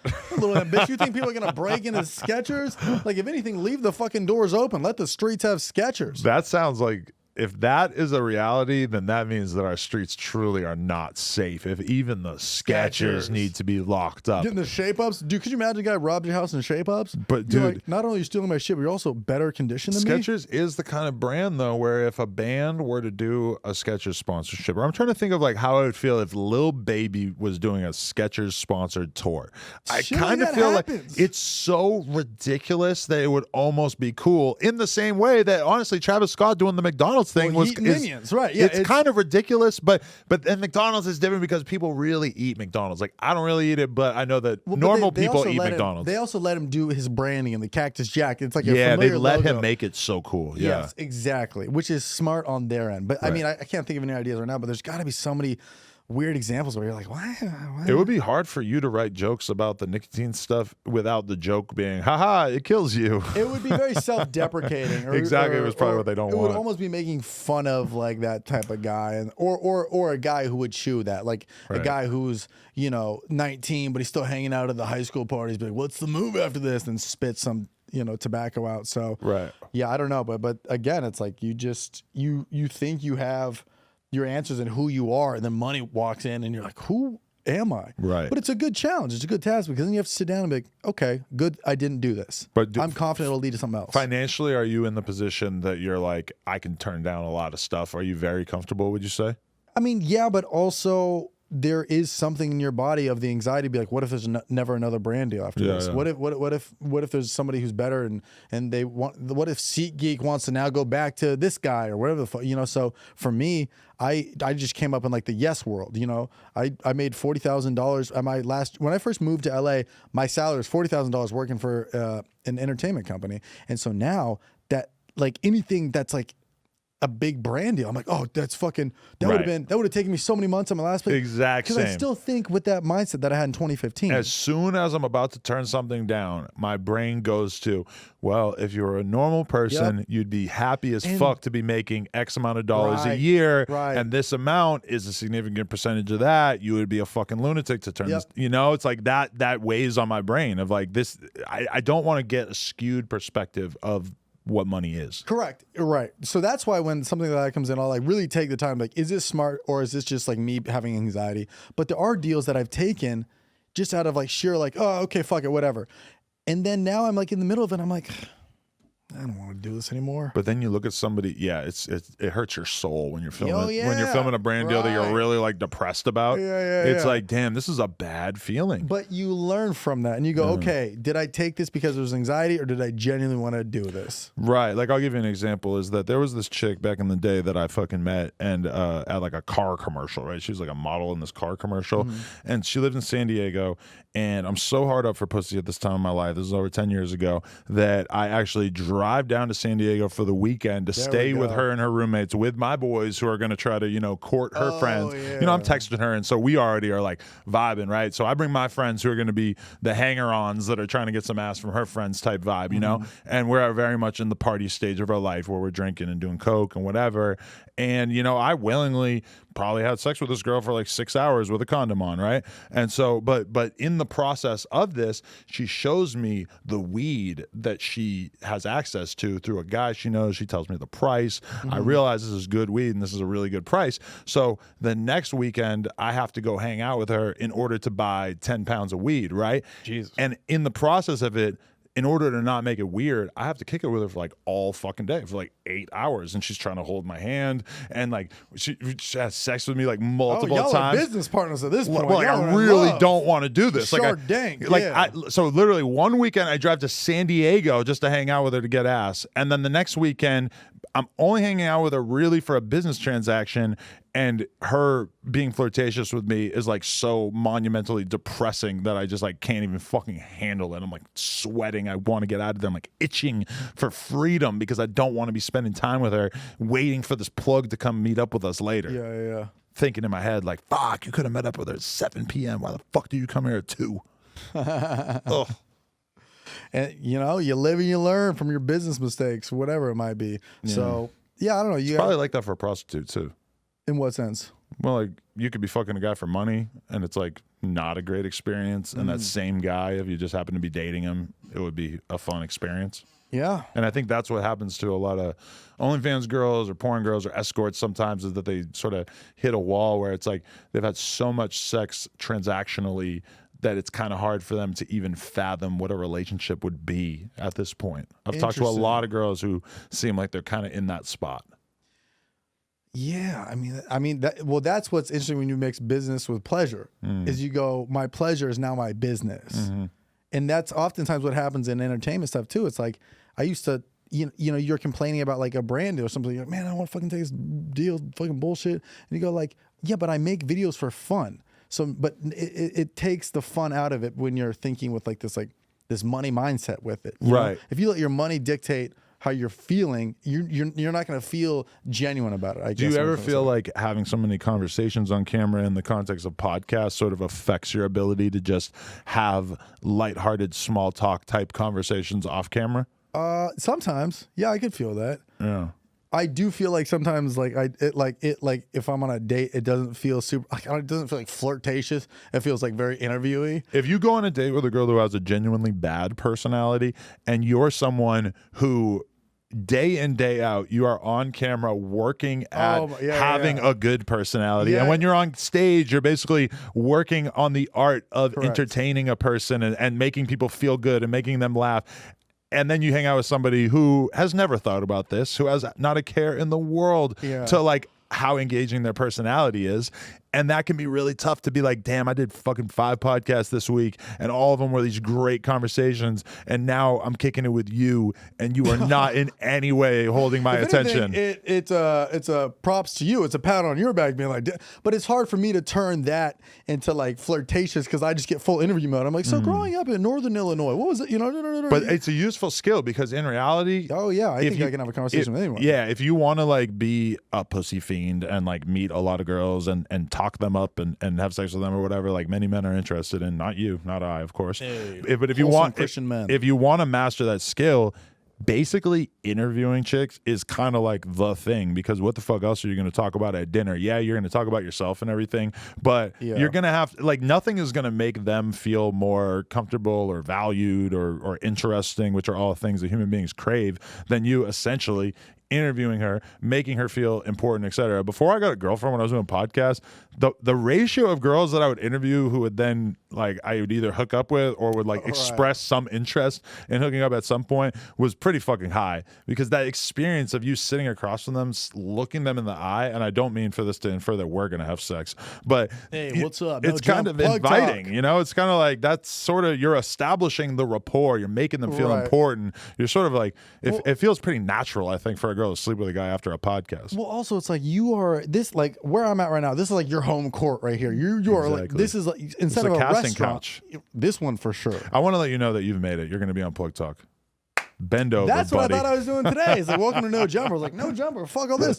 But it's like you are the most comfortable version of you in that chair because you do this week in and week out. But then you go to a random bar in Hollywood, you're sitting at a table, you're like, oh, hey, so how was your day? But like the conversation starts like whatever. But here you're like, we're in your presence, you know? Yeah. So if I'm a girl and then you're just riffing, you're funny, you're saying what's up to all these people, you're cracking jokes, it's like, oh, that's kind of the man. Yeah. You know? So on a random date, you're both just two people just chilling there, just being like, hello, hi. But that's what sucks, is that a lot of times when you're in the club or whatever, it's like by default, the guy who's commanding the most attention is Fedora, the guy gold chains. who's like, but he's flirting with his looks. I do terrible in clubs because I feel like I'm all personality or like tone. Like I can like jokingly say stuff, but it's hard to, because you're bad at peacocking. Yes. You're not like presenting yourself like, oh, look at me, I'm a king. I'm look at my jewelry and my cool Jerry curl and everything. Yeah. That clubs are terrible for me, right? And especially if it's dark, you know, I'm just like over there, I'm like putting my iPhone flashlight on my Facebook. Have you seen that TikTok or anything? But it's just hilarious. I mean, clubs are like comedically funny. Yeah. It's just like the funniest like people. There's a club I go to a lot out here that's just been fun. And I see the same people every single time. What's it called? Off Sunset. Okay. You know that one? No, because I haven't been to a club in like 5 years. It's like I don't even know what it is. Is it lounge-ish? Is it kind of low-key? Yeah, it's kind of like low-key, but it's like every time you go there, it's like the same dudes. It's the same. I find that depressing when I go to a bar over and over and it's the same people. Even though that makes sense, because why would there be a different staff working there on a different day? Staff is one thing, but I'm talking the same dudes at the same table, at the same bottle service, and it's like, you thought this was cool 6 months ago when I saw you here, and you still think it's cool. You still are like that geeked up on being here, but I respect it so much. But it's the same Balenciaga t-shirt they got on every single time. I don't know. It's just like I'll go there like for like one drink after a show or something in Hollywood, just because me and for friends are just like, oh, let's just do a thing. I think it's good to have that kind of relationship Beautiful. with nightlife, is Yes, to I have like like that. cool adult options. Like I myself Yes. have just gotten to the point of like, well, it's having a young kid too, because it's like if we're gonna go, we need to get a babysitter. Yeah. That's a whole thing, and it's like realistically, even then, like if the kid's waking up at 5:30, how fucking late are you gonna stay out? If you're staying out till 1 a.m, Yeah, it doesn't you're matter. you're Exactly. a trooper if you're getting up on- at 5:30. You're on your kid's time. Yeah, Doesn't like matter. why would you want to make that compromise? Yeah, but a club like that for me, it's like since I do stand up on the weekends for the most part, it's like I'm working at night. So to just do stand up all week and all weekend, you know, you're like, oh fuck, I kind of want to have like 1% of like let's do a thing, let's enjoy a little bit. Right. So it'll be like after the show, you go there for like a drink or two, you hang out, and then you're like, all right, cool, we did work tonight and we had a little bit of fun. And then you get to leave. But yeah, it's when you go in there, it's the same dude just fucking bottle servicing it up every night. You're like, man. I mean, I don't know. Right. Whatever you want to do. If that's for you, then It's whatever. weird though, because it's like there is so much opportunity in that networking. But there is, yeah. And I've seen so many people who essentially like became success stories because they hung out in nightclubs and formed really, really good relationships with people, and then basically turned that into work Yeah, I don't relations. want to like and shit on it by any means. It's I myself have absolutely no desire to do it, but I see the value in it. Yes. And I was engaging with clubs and all that for like the wrong reason when I was going, because I was just going, getting fucked up, and then just like trying to holler at girls. And it's like I ignored the fact that there really are so many relationships you could make in there that like if you want to get ahead in life, meeting these types of people is like a massive opportunity. I'm sure that the more time that you spend in comedy clubs, the more opportunities you get to go on people's podcasts, to go on tours, to get booked at other shows, whatever. Like even if you're not performing, you just being in that room has got to have all kinds of benefits. Yeah, it's just kind of just staying active in the scene. Whether that's why I think it's like I'll try to like just keep making videos and doing everything that I love to do, but also keep doing stand up because they all feed into each other. Then if I go to a comedy club, somebody goes, "Dude, I saw that one video you did the other day. It's so fucking funny." Blah blah blah. Then you start chopping it up, and then they're like, then that connection is just there. Right. So whether you're not on stage, you're still. I'm always just trying to stay active. Right. That way, there's like I never want to be the dude who's just there. You Right. know? But have you thought past content? This is something I think about sometimes. Is that like me and so many other people that I know, we like our days are essentially just creating content. We might be in front of the camera many hours a day, but then I know other people who invent something, where they invent software, or they make an app, or they, you know, even to an extent like making a documentary. It's like making content, but it's like working for a long time on one piece of content. Do you ever look past content and think like, I want to start a business, or am I going to have that kind of arc in my life where I make something that goes beyond myself? Yeah, I've done that. I've thought about that, and I've dabbled in little things of that. But usually I get excited about the idea, then I'm halfway through and I go, I just want to make videos again. Because the second something starts affecting my output on videos or doing stand-up, then that's when I go, okay, that's clearly what my two main things are in life. Because anything that interferes with it, it kind of throws me off. It's kind of weird too, because it's like you can make enough money realistically at like my level or your level where you could grind your ass off doing podcasts and making content for like 10 or 20 years and then just realistically not, and have a great time doing it, and then realistically have enough money that you just don't have to do shit for the rest of your life probably. Yeah. Which is kind of a cool feeling. But it's interesting because some people can turn it into a great big thing, but I was, since we were talking about my hair earlier, a couple of years ago, I was like, dude, it'd be cool if I had my own pomade or something. And then, you know, but I go, why? I don't know any of this shit. Because eventually what happened is like, if I want to do something, I want to do it to the fullest. I don't want to be like, here's a random pomade I bought online and slap a logo on it, and then it just looks tacky. It's like, if I want to do something, I actually want to do it. And I think that's something for later on in life. I would assume that if you're anything like me, you look at MrBeast and you kind of feel bad about yourself. Because he's doing so much, dude, that it's kind of like, wow, I'm really not doing much. Dude, I listened to his Rogan interview where he said he has a YouTube channel that's all translated in Spanish. That's when I was like, let me hire somebody else. Even walking in here, it's like 9 employees. Right.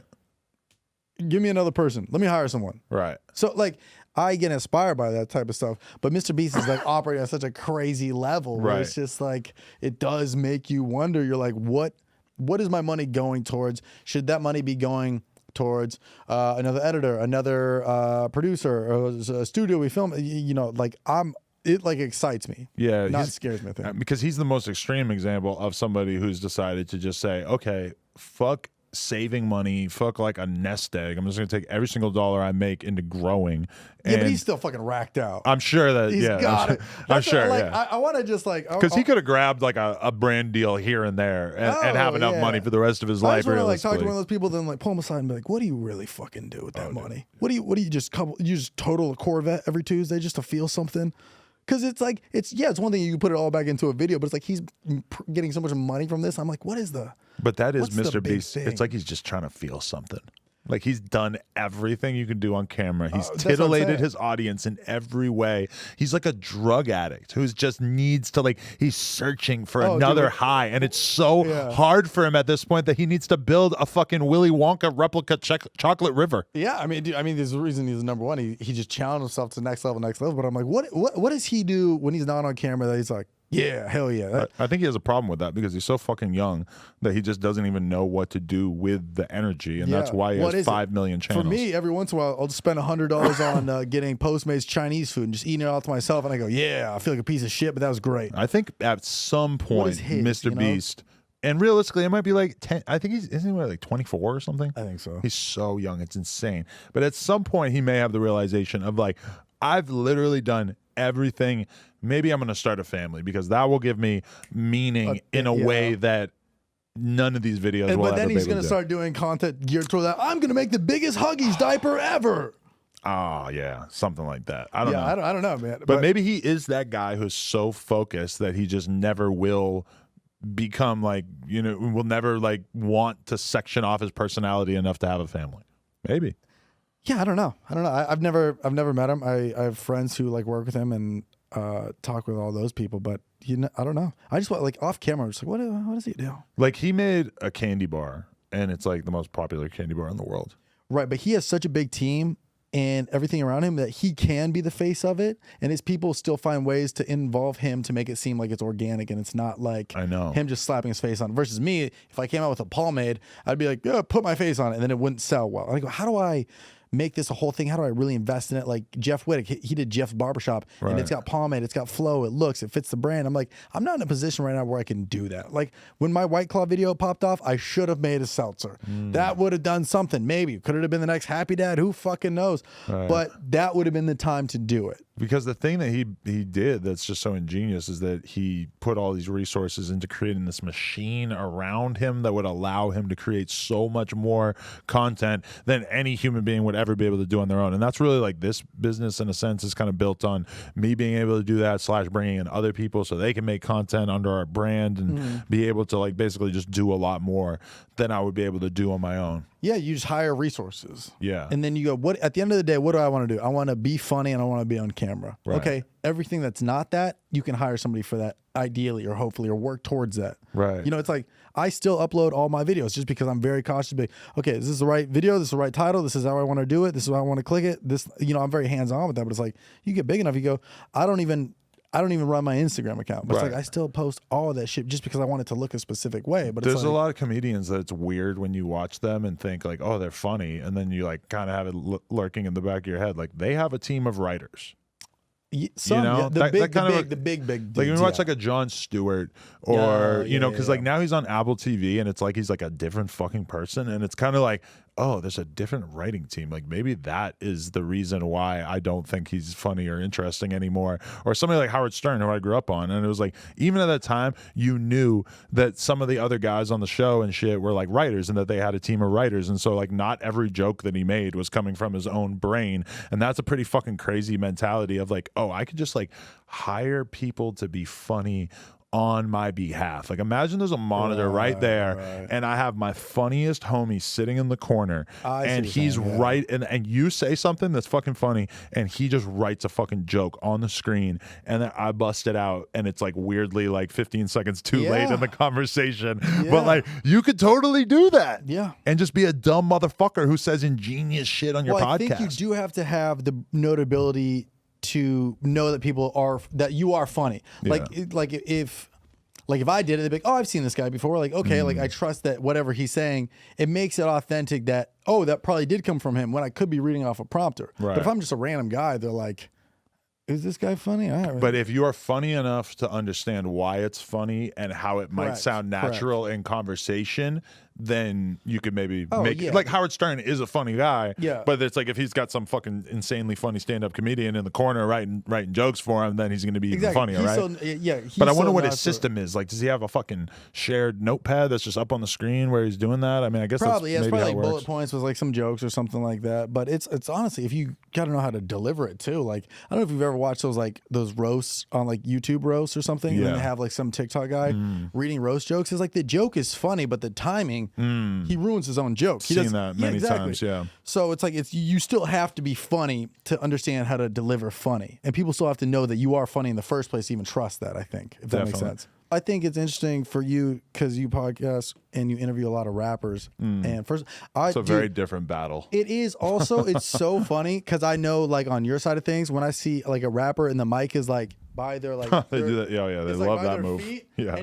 and you can always see like you or the Right. You pull up. There's a little, It's a meme. Yeah. yeah, exactly. But it's just so funny, just out here, and then they gotta boost the audio. Yeah. And there's loud as hell in the background. Yeah, I was interviewing these dudes from Chicago before this, and I was just thinking how funny it is that I have like a very different set of concerns interviewing you, being Oh, that, dude, yeah. I mean, they did scanned me down for a gun when I got here. I was like, Yeah. bro, I fucking worry about acne, not guns. Like, it did make me feel cool. Well, those dudes worry about coming here because they know that their enemies have also been here in recent memory. So they appreciate yeah. the level of security, I think, because we need to like definitely. really assure them that nothing bad and also is makes potentially also happening. vouches for you. Like, oh, who's this fucking mob boss? You know, he's got all this shit going on. Like, I can't trust you. You might pull out the Yeah. blamey on me. Yeah, pull out the fucking Is there any rapper you ever interviewed that you're like, man, I do not think this guy's gonna pop off, and then time goes by and you're like, I was wrong, and they just go, Oh yeah, really?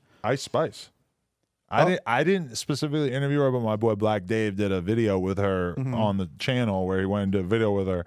And to be honest, her songs that she had out at the time that she did that were not as good as the songs that she kind of like blew up with a couple months later, you know? right. And at one point I even hit him. I'm like, are you sure about this? Like, I was kind of like, Yeah. you like this girl? You got a little thing going on or something? Is that where this is coming right, from? why he was doing But then it, like yeah. the music got a lot better really fast, and then she just became gigantic. And it's like, wow, I thanked him the other day. I'm like, bro, thank you for fucking getting that. Yeah, I guess you never really know. And there's probably the opposite too, where somebody's like massive and you're like, oh, they're gonna have a crazy career. Then it's like whatever, it just kind of like fades out a little all bit. the time. Where I it's used to- just they seem super good to me, and then the audience just doesn't really go for it. And I'm like, Yeah, damn. or doesn't change. What's funny is I started watching No Jumper when like the Pump days and like Perp went, and I watched this tour vlog you guys did when you guys were like in a van, and he was like the first, and I was like that's when I first started like seeing the clips that like pop up on my page. And I remember watching that vlog when I don't think the venues were big. You guys were staying in like a motel or something. Yeah, it was like 500-person venues, maybe like 1,000 for like the biggest venue. Yeah, and that was definitely somehow became like one of the most legendary things I've ever done that people mentioned to me constantly was just interesting, going yeah. on that tour because some of the vlogs have like 20 million views. Well, what we're from talking that about shit. was earlier we were saying you're like, I don't want to tour anymore. I was kind of like, oh, well, that's the first video I saw you was doing that. Would you ever Yeah. do that with another artist right now, or you kind of like, meh?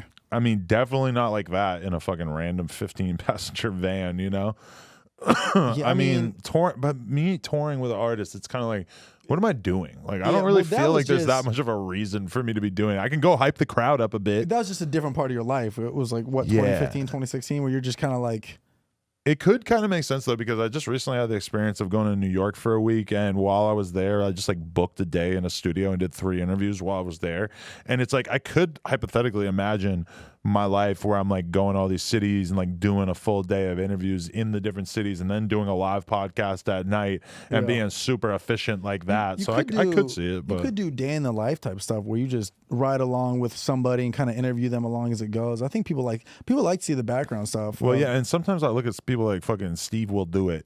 Yeah. And it's like his vlogs are basically like, while I have created this system for me to do a shitload of podcasts of me like sitting in the same room for 10 hours a day doing all these interviews, he is just going out having the most possible fun that he can in his Yeah. life. I mean, RIP his channel. And there's like a lot of other people who kind of have like this model of they just go out and live like a really great life, hang out with super hot chicks, go to clubs, go to parties, go to fucking events, film it all, and then that's their vlog. And Yeah. that, Well, that's that's what cool. Nelka's I'm kinda right the now, total too, yeah. opposite. I've like insulated myself from all the social shit. Yeah, I feel like I think my life would be a letdown to a lot of people. Sure, I have some days that are sick as fuck where I'm on a helicopter landing on a yacht once. But then the rest, it's like I'm at home all day just like giving notes to editors or like on Zoom calls and then driving in traffic for an hour to come here. And then it's like, oh yeah, dap up Adam for the thumbnail. And then I get out of there and I'm at a fucking Habit Burger by myself. You know, it's like, I think when I travel, some days are sick, but I just sit in a hotel. You make that decision as a TikToker and a stand-up comedian is that you're going to kind of be putting all your effort into, podcasts, putting your effort into the stand-up shit. Correct. Meanwhile, like for somebody like Steve, it's kind of like, oh, I'm just going to go out and live this sick-ass life. Yeah, he does do podcasts and stuff. That's true. But he gets the content doing the cool shit, right? You know, and so I could just do that. Realistically, that might be a better use of any given day for me to just go out. But then when I think about it, and it's like, what am I gonna do? All I can think of doing is pulling up to some of my friends' stores and like seeing them.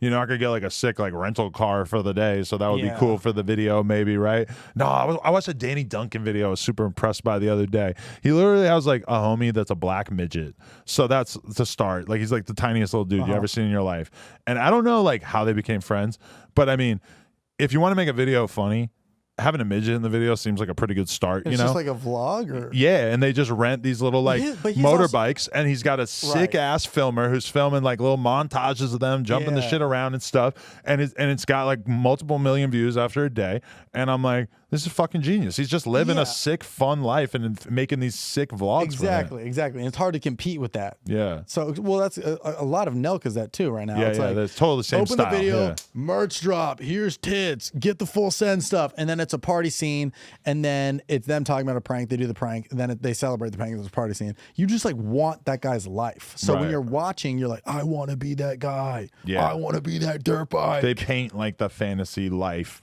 for you. Yeah, and dude, Mike Majlak, he's got that where it's like you watch it, you're hanging out with all these famous people, super hot girls, you're doing fun stuff, and it's like he might not make that much content, but it's like once a week, 10 minutes of really cool shit. And it must be kind of punishing to have to make that every week, but at the same time, in comparison to doing as many fucking podcasts as I do, to me, it's like, fuck, I feel like I could film one of those in like a day or two and then just chill the rest of the week.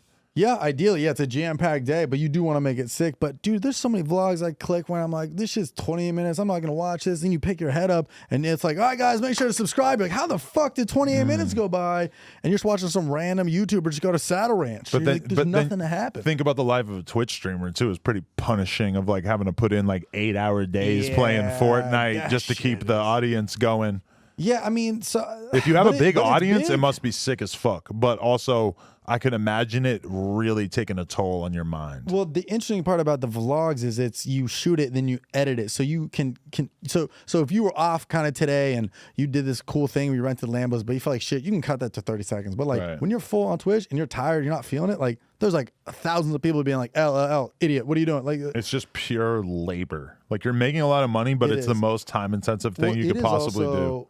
It is also record and you're done. Like there's no like, all right, time to get to the edit. And what's crazy about like Aiden Ross and all those dudes, there's so many people out there that just clip their shit and then just post it for them. So you literally stream, people record it and then clip it, and then you're done. Like you don't have to do anything. The thing with the vlog though is like if you have a sick editor, then it's like you could realistically like film a sick ass vlog every week and just have your editor fucking snap it together for you and just make it like this real system. Whereas no matter what you do on Twitch, you are gonna have to be putting in the same amount of time if you wanted that kind of schedule as you would have to be putting in if you were working at Walgreens, and that's like a certain lifestyle. You know, you have to do entertaining shit because like with vlogs, you can go different places, you travel, and you can add all these edits and After Effects. But Twitch is just webcam on you. Yeah. But that's why like I don't know. There's the guys that are great at. What was Tory Lanez doing it on Twitch or IG Live? He was doing IG Live with the girls shaking their asses. Yeah, that was during the pandemic. That was a fucking moment. Yeah, but damn. But it's like, you know, it's Aiden has like a hot new chick every week now, and it's like that audience is like, this is fucking the Sky Bree or something's on there. And everyone's like, this fucking we know that girl, we know him. Dude, Sky Bree just got a tattoo of his name right on TikTok. I just saw this, and so my chances are shot. It's crazy because in my brain, I just immediately comment on it like something congratulating her, which kind of shows how fucked up my brain is, right? Because if I really cared about her, wouldn't I be telling her like, Sky, I don't know about this, is not a great idea. But from like a clout perspective, I'm like, go ahead, that's a great idea. Yeah, but I mean, how big is it? It's just a quick little. It's just like this, like yeah, a little yeah, one, dude. You got a tattoo removal in a year, but right now it's like you do something like that, and people are like, "The fucking dude, they're dead." And so it just builds hype and awareness. Yeah. So all the things that might otherwise seem like bad ideas when they're viewed through the lens of clout seem like reasonable decisions. Like the same way they see like a 35-year-old woman with a giant fake ass and she's in the 7-Eleven shaking her fucking butthole. Yeah, like for Slurpee Day, she's filling up her ass with BBL and like fucking Pepsi. It's viral because the fucking 70-year-old Indian dude who's working at the cash register has an awkward look on his face. If you remove the clout lens, it's like, bitch, you are a sick fuck and you're ruining this guy. Well, actually, no, you're probably making him have a perfectly fine time, but he's being kind of humiliated on the internet. But because you're viewing it through the clout lens, you're like, think this is acceptable behavior. Look what the internet has turned you into. I mean, it's insane. The fact that we just like phone, film, upload within like a minute of something is insane. Yeah. It's a reason that people get in a car accident and then immediately go on their Instagram and be like, did a thing today. Like, call fucking 911. Yeah. Get help. Yeah. No, for sure. And like when I see those girls walking around the supermarket half naked, it's like, I just refuse to let my girl do this. Like, I know she doesn't want to, but I just like, we are just at a different place in our life that you just do not need to debase yourself. Like save it for plug talk, honey. Let's be exactly. real. Do it in the sanctity of your own home. But at the same time, interesting that all your employees have seen you naked? I feel like many of them haven't. I feel like when somebody said like, how many of y'all have seen plug talk, and like only a couple of them raise their hands. Yeah, they raise their cock. That was the other thing they raised. Listen, I don't know. Hey, HR, you know, if they're looking at it, I don't want to know. Yeah, right. Keep it to yourself. Don't watch it on company time. Yeah, but I'm just saying, like, if you're like, let me see more about my boss, plugtalk.com. Is that it? Plugtalk.com? Only plugtalk.com. Yeah, thank you. That's smart adding only. Right. Search engine optimization. Plugtalk.com is owned by Freeway Ricky Ross, who is the guy that Rick Ross named himself after, because he said that he told me that he wants to one day start a podcast called Plug Talk. Well, the unfortunate news is that I have trademarked Plug Talk as the name of a podcast, so he owns the URL. Like he was down to sell it to me, and then his wife jumped in the way of it and was like, no. And so now we don't have the URL that we want, but we do have the trademark on the entire concept of doing a podcast called Plug Talk. Spider-Man meme, like, give me that shit and I'll give you that shit. I mean, I just hope that at some point they realize he comes on the show, yeah. Well, he has been on the show, yeah. On Plug Talk? No. That's what I'm saying. But that's dude, that is wild. Did you do only Plug Talk because it gets the searches of OnlyFans? Or I think there's just like a thing where cognitively the fans see only, and they know that whatever comes after it, that's an OnlyFans link, basically. Move. So if you're Lena the Plug and the URL or the URL is only Lena, they're just gonna kind of guess that that's what it is. Funny? So that's like you know what's an interesting thing is the fact that TikTok is by far one of the biggest promoters of OnlyFans, right? So girls will have 10 accounts going crazy, different names on some of the accounts, etc., posting everything, the same reels over and over and over, just trying to go viral on TikTok, and they don't even have a link to their OnlyFans in the description because that would be too risque. Well, it's risque, but they'll have an Instagram link, so you click the Instagram and then you go to that, and then there's a link tree, and then that has the OnlyFans. That many people understand to follow those links to get to it. You'll go on the bio and it'll just say, yes, I have one. That's all it says. Exactly. And every dude's horny enough to be like, oh, okay, what is she talking about? A child? No, porn. Yeah. OnlyFans. Yes, I have one. Or spicy link on Instagram. Link on my IG. You know where to find it. IG. Well, let me ask you this. I was saying this to somebody the other day, and they clearly didn't agree with me. But if you meet a girl, like you're in the club, you meet a girl, and then somebody whispers to you afterwards, she's a porn star, and you know that she's a mere search away on Pornhub, that you could watch her get dicked down by 8 guys in a row. You could click around a little bit, but you could go check this out. And you just met her and you just shook her hand. Does that make you want to go check that content out? Yeah. If you think she's attractive? I think so. Okay. Now I know I'm normal. Okay. Where are you at? You agree? Of course, well, yeah. Dude, I was trying to write this into a joke, and I don't know if this is, but I think one of the funniest things about living in Los Angeles is meeting people at a party and they tell you that they have an OnlyFans, and you have to pretend like you aren't going to go home and Google them. Right. You have to be like, oh, what is that? Oh, cool. What? Oh, Anal Blast 44. Yeah, that's crazy. Yeah. If I was single, on there. If I was single, I would be hooking up with girls and having to just act like I didn't download or get their OnlyFans like a week or two before, and that I hadn't already produced multiple loads to it in my lair. Yeah. Well, it's just funny the after, because they're like, yeah, I have one, and you have to like be like You have to like play it cool. It's like when you meet somebody it's like when you meet a rapper, somebody super famous, and you have to downplay and be like, "What's your name again?" "Oh, Tyga." "Yeah, I think I've heard a song." But it's like this with the same thing with the OnlyFans. You have to be like, "Yeah, that's cool. I'll check it out." It's weird for me though because I'm like so in it that I would have no qualms at all about asking them every single follow-up question. Right. Although, like, I've had awkward circumstances. Like, Yak Gotti is one of Young Thug's artists who's basically caught up in the YSL RICO, right? Yeah. And his fucking girlfriend is Baby Doll Forbes, this super hot model chick, right? And I met her, and she has like a fucking not an OnlyFans. Yeah, she had like an OnlyFans, but I didn't click on it, so I don't even know what's on it. And I was trying to figure out if she's a real porn star. I said to her, "Do you do boy girl?" And she goes, "What?" And I'm like, "Do you do content with like couples?" And I think she said, "What?" And then but then I realized later on, I'm just like DMing her out of the middle of nowhere because I'm so comfortable asking girls this because I'm thinking that she's a porn star. And then I realized that she's dating my fucking friend who just got picked up on a RICO charge, a very high profile RICO charge. Right before that, it's kind of very awkward situation. Not a great A to B on the. He was very understanding about it though. He thought the whole thing was hilarious. Yeah, it is a funny slip up, but I mean, you're an interviewer. You're trying to learn more about them. I don't think it was, it was just the time. No, I was trying to get in those cheeks. I was trying to run plug talk. Right, exactly. Yeah, exactly. But then he's dating her, and you're like, well, it's for she doesn't do real porn anyway, I guess. So. Well, but you guys could play the song in the background, his song. Now everybody's benefiting. I wonder if you would consider that a proper tribute. Would you take a song placement for plug talk? We don't play music, and that would be a strange thing to do, but I could definitely think of better ways for them to spend their money. Product placement. Their TikTok manager said they couldn't post a song unless it's on Plug Talk. I mean, advertising is all about association, right? Like, the reason why people buy, high-priced ads at UFC fights or baseball games is because they like the association with you being in this sort of adrenaline state. You're looking at a State Farm logo while you're having the most exhilarating moment of your life watching these two guys beat the shit out of each other, right? And so advertising-wise, yeah, I definitely think that's what you would want your shit attached to is two grown-ass people fucking on people. I hate when porn is music.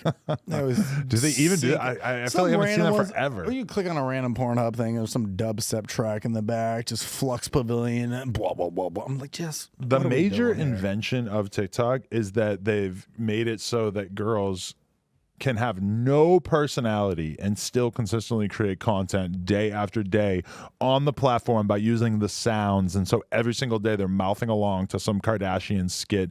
No thought goes into it at all. No planning, nothing to make this content stand out in any way, but they look good.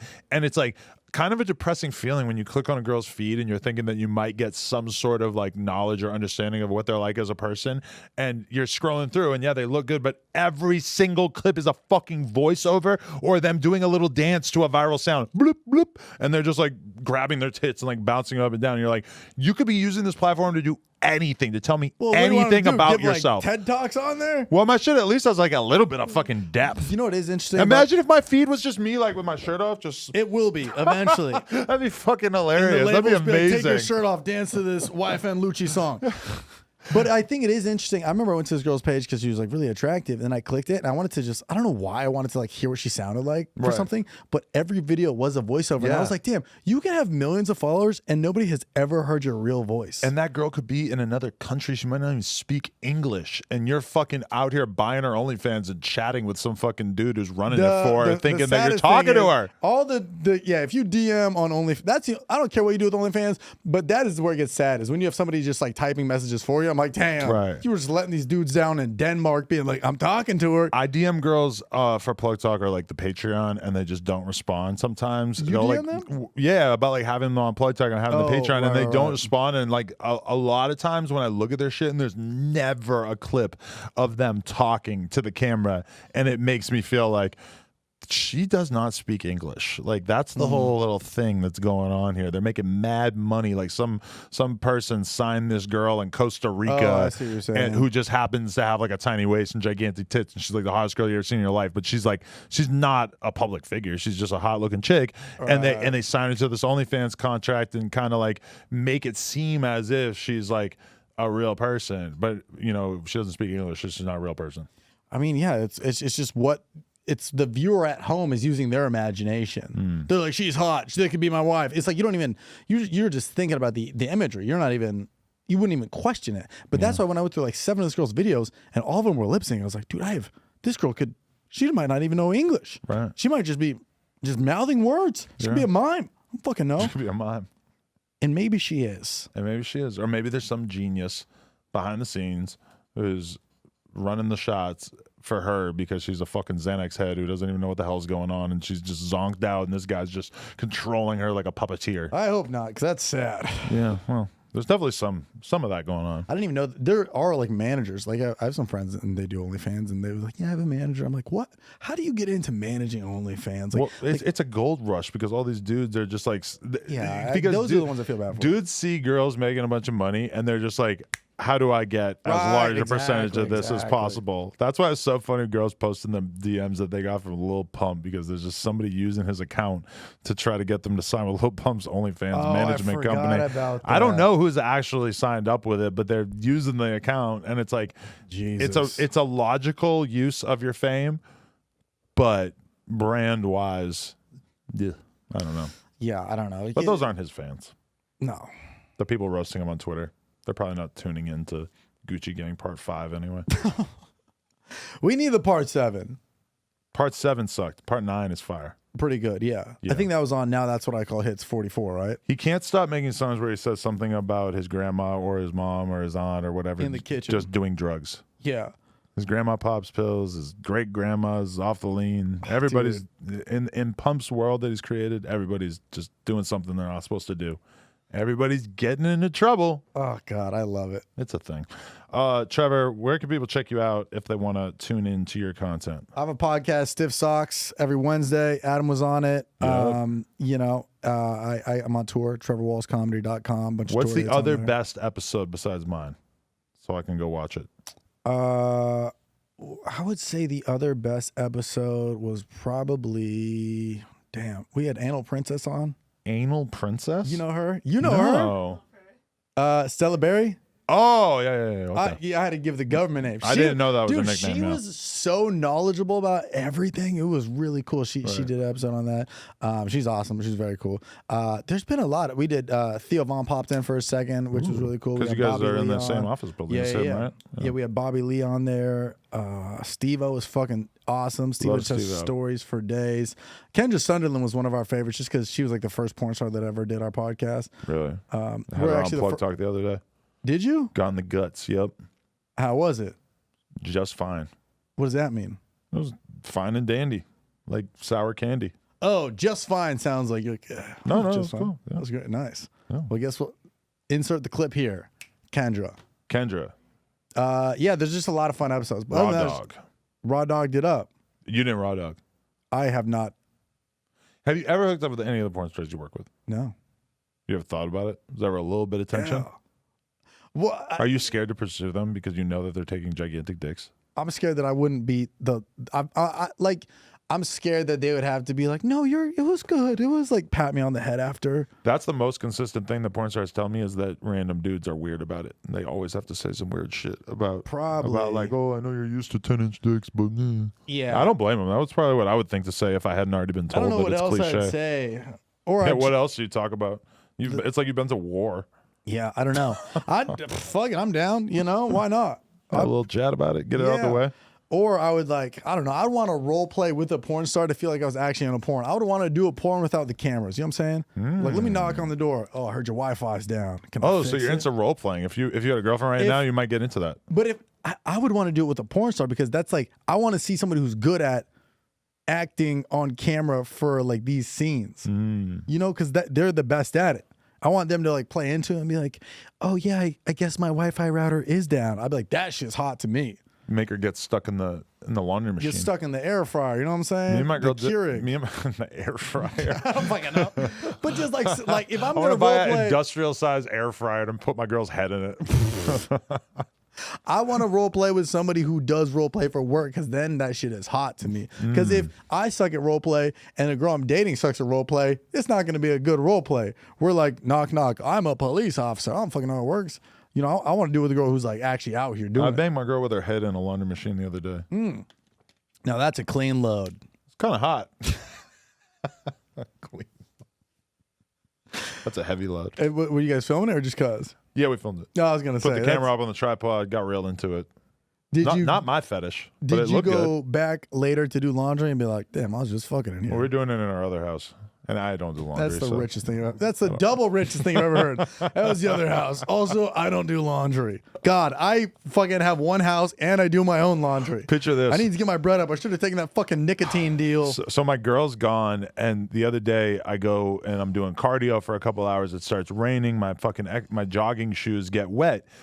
I'm like looking at the dryer, just like, what the fuck am I supposed to do? Like, I know I need to put these shoes in here, but like, how do these dials and knobs work? It's been decades since I used a laundry machine. I'll take some money off your hands. Just Venmo me like $300K. And drop my laundry off at your house? Yeah, and we'll get you back to the paper out days. I love this idea.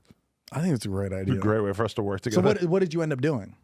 Well, Threw them away. Threw them away. For no, sure. I did. I figured it out. Yeah. Just blow dryer on it? They weren't even that wet. I could have just not done that realistically. Yeah. But whatever. Well, Trevor, appreciate you, man. thanks for having me on, dude. This was fun. Thank you so much. Hell yeah. Trevor Wallace. Check him out on all platforms.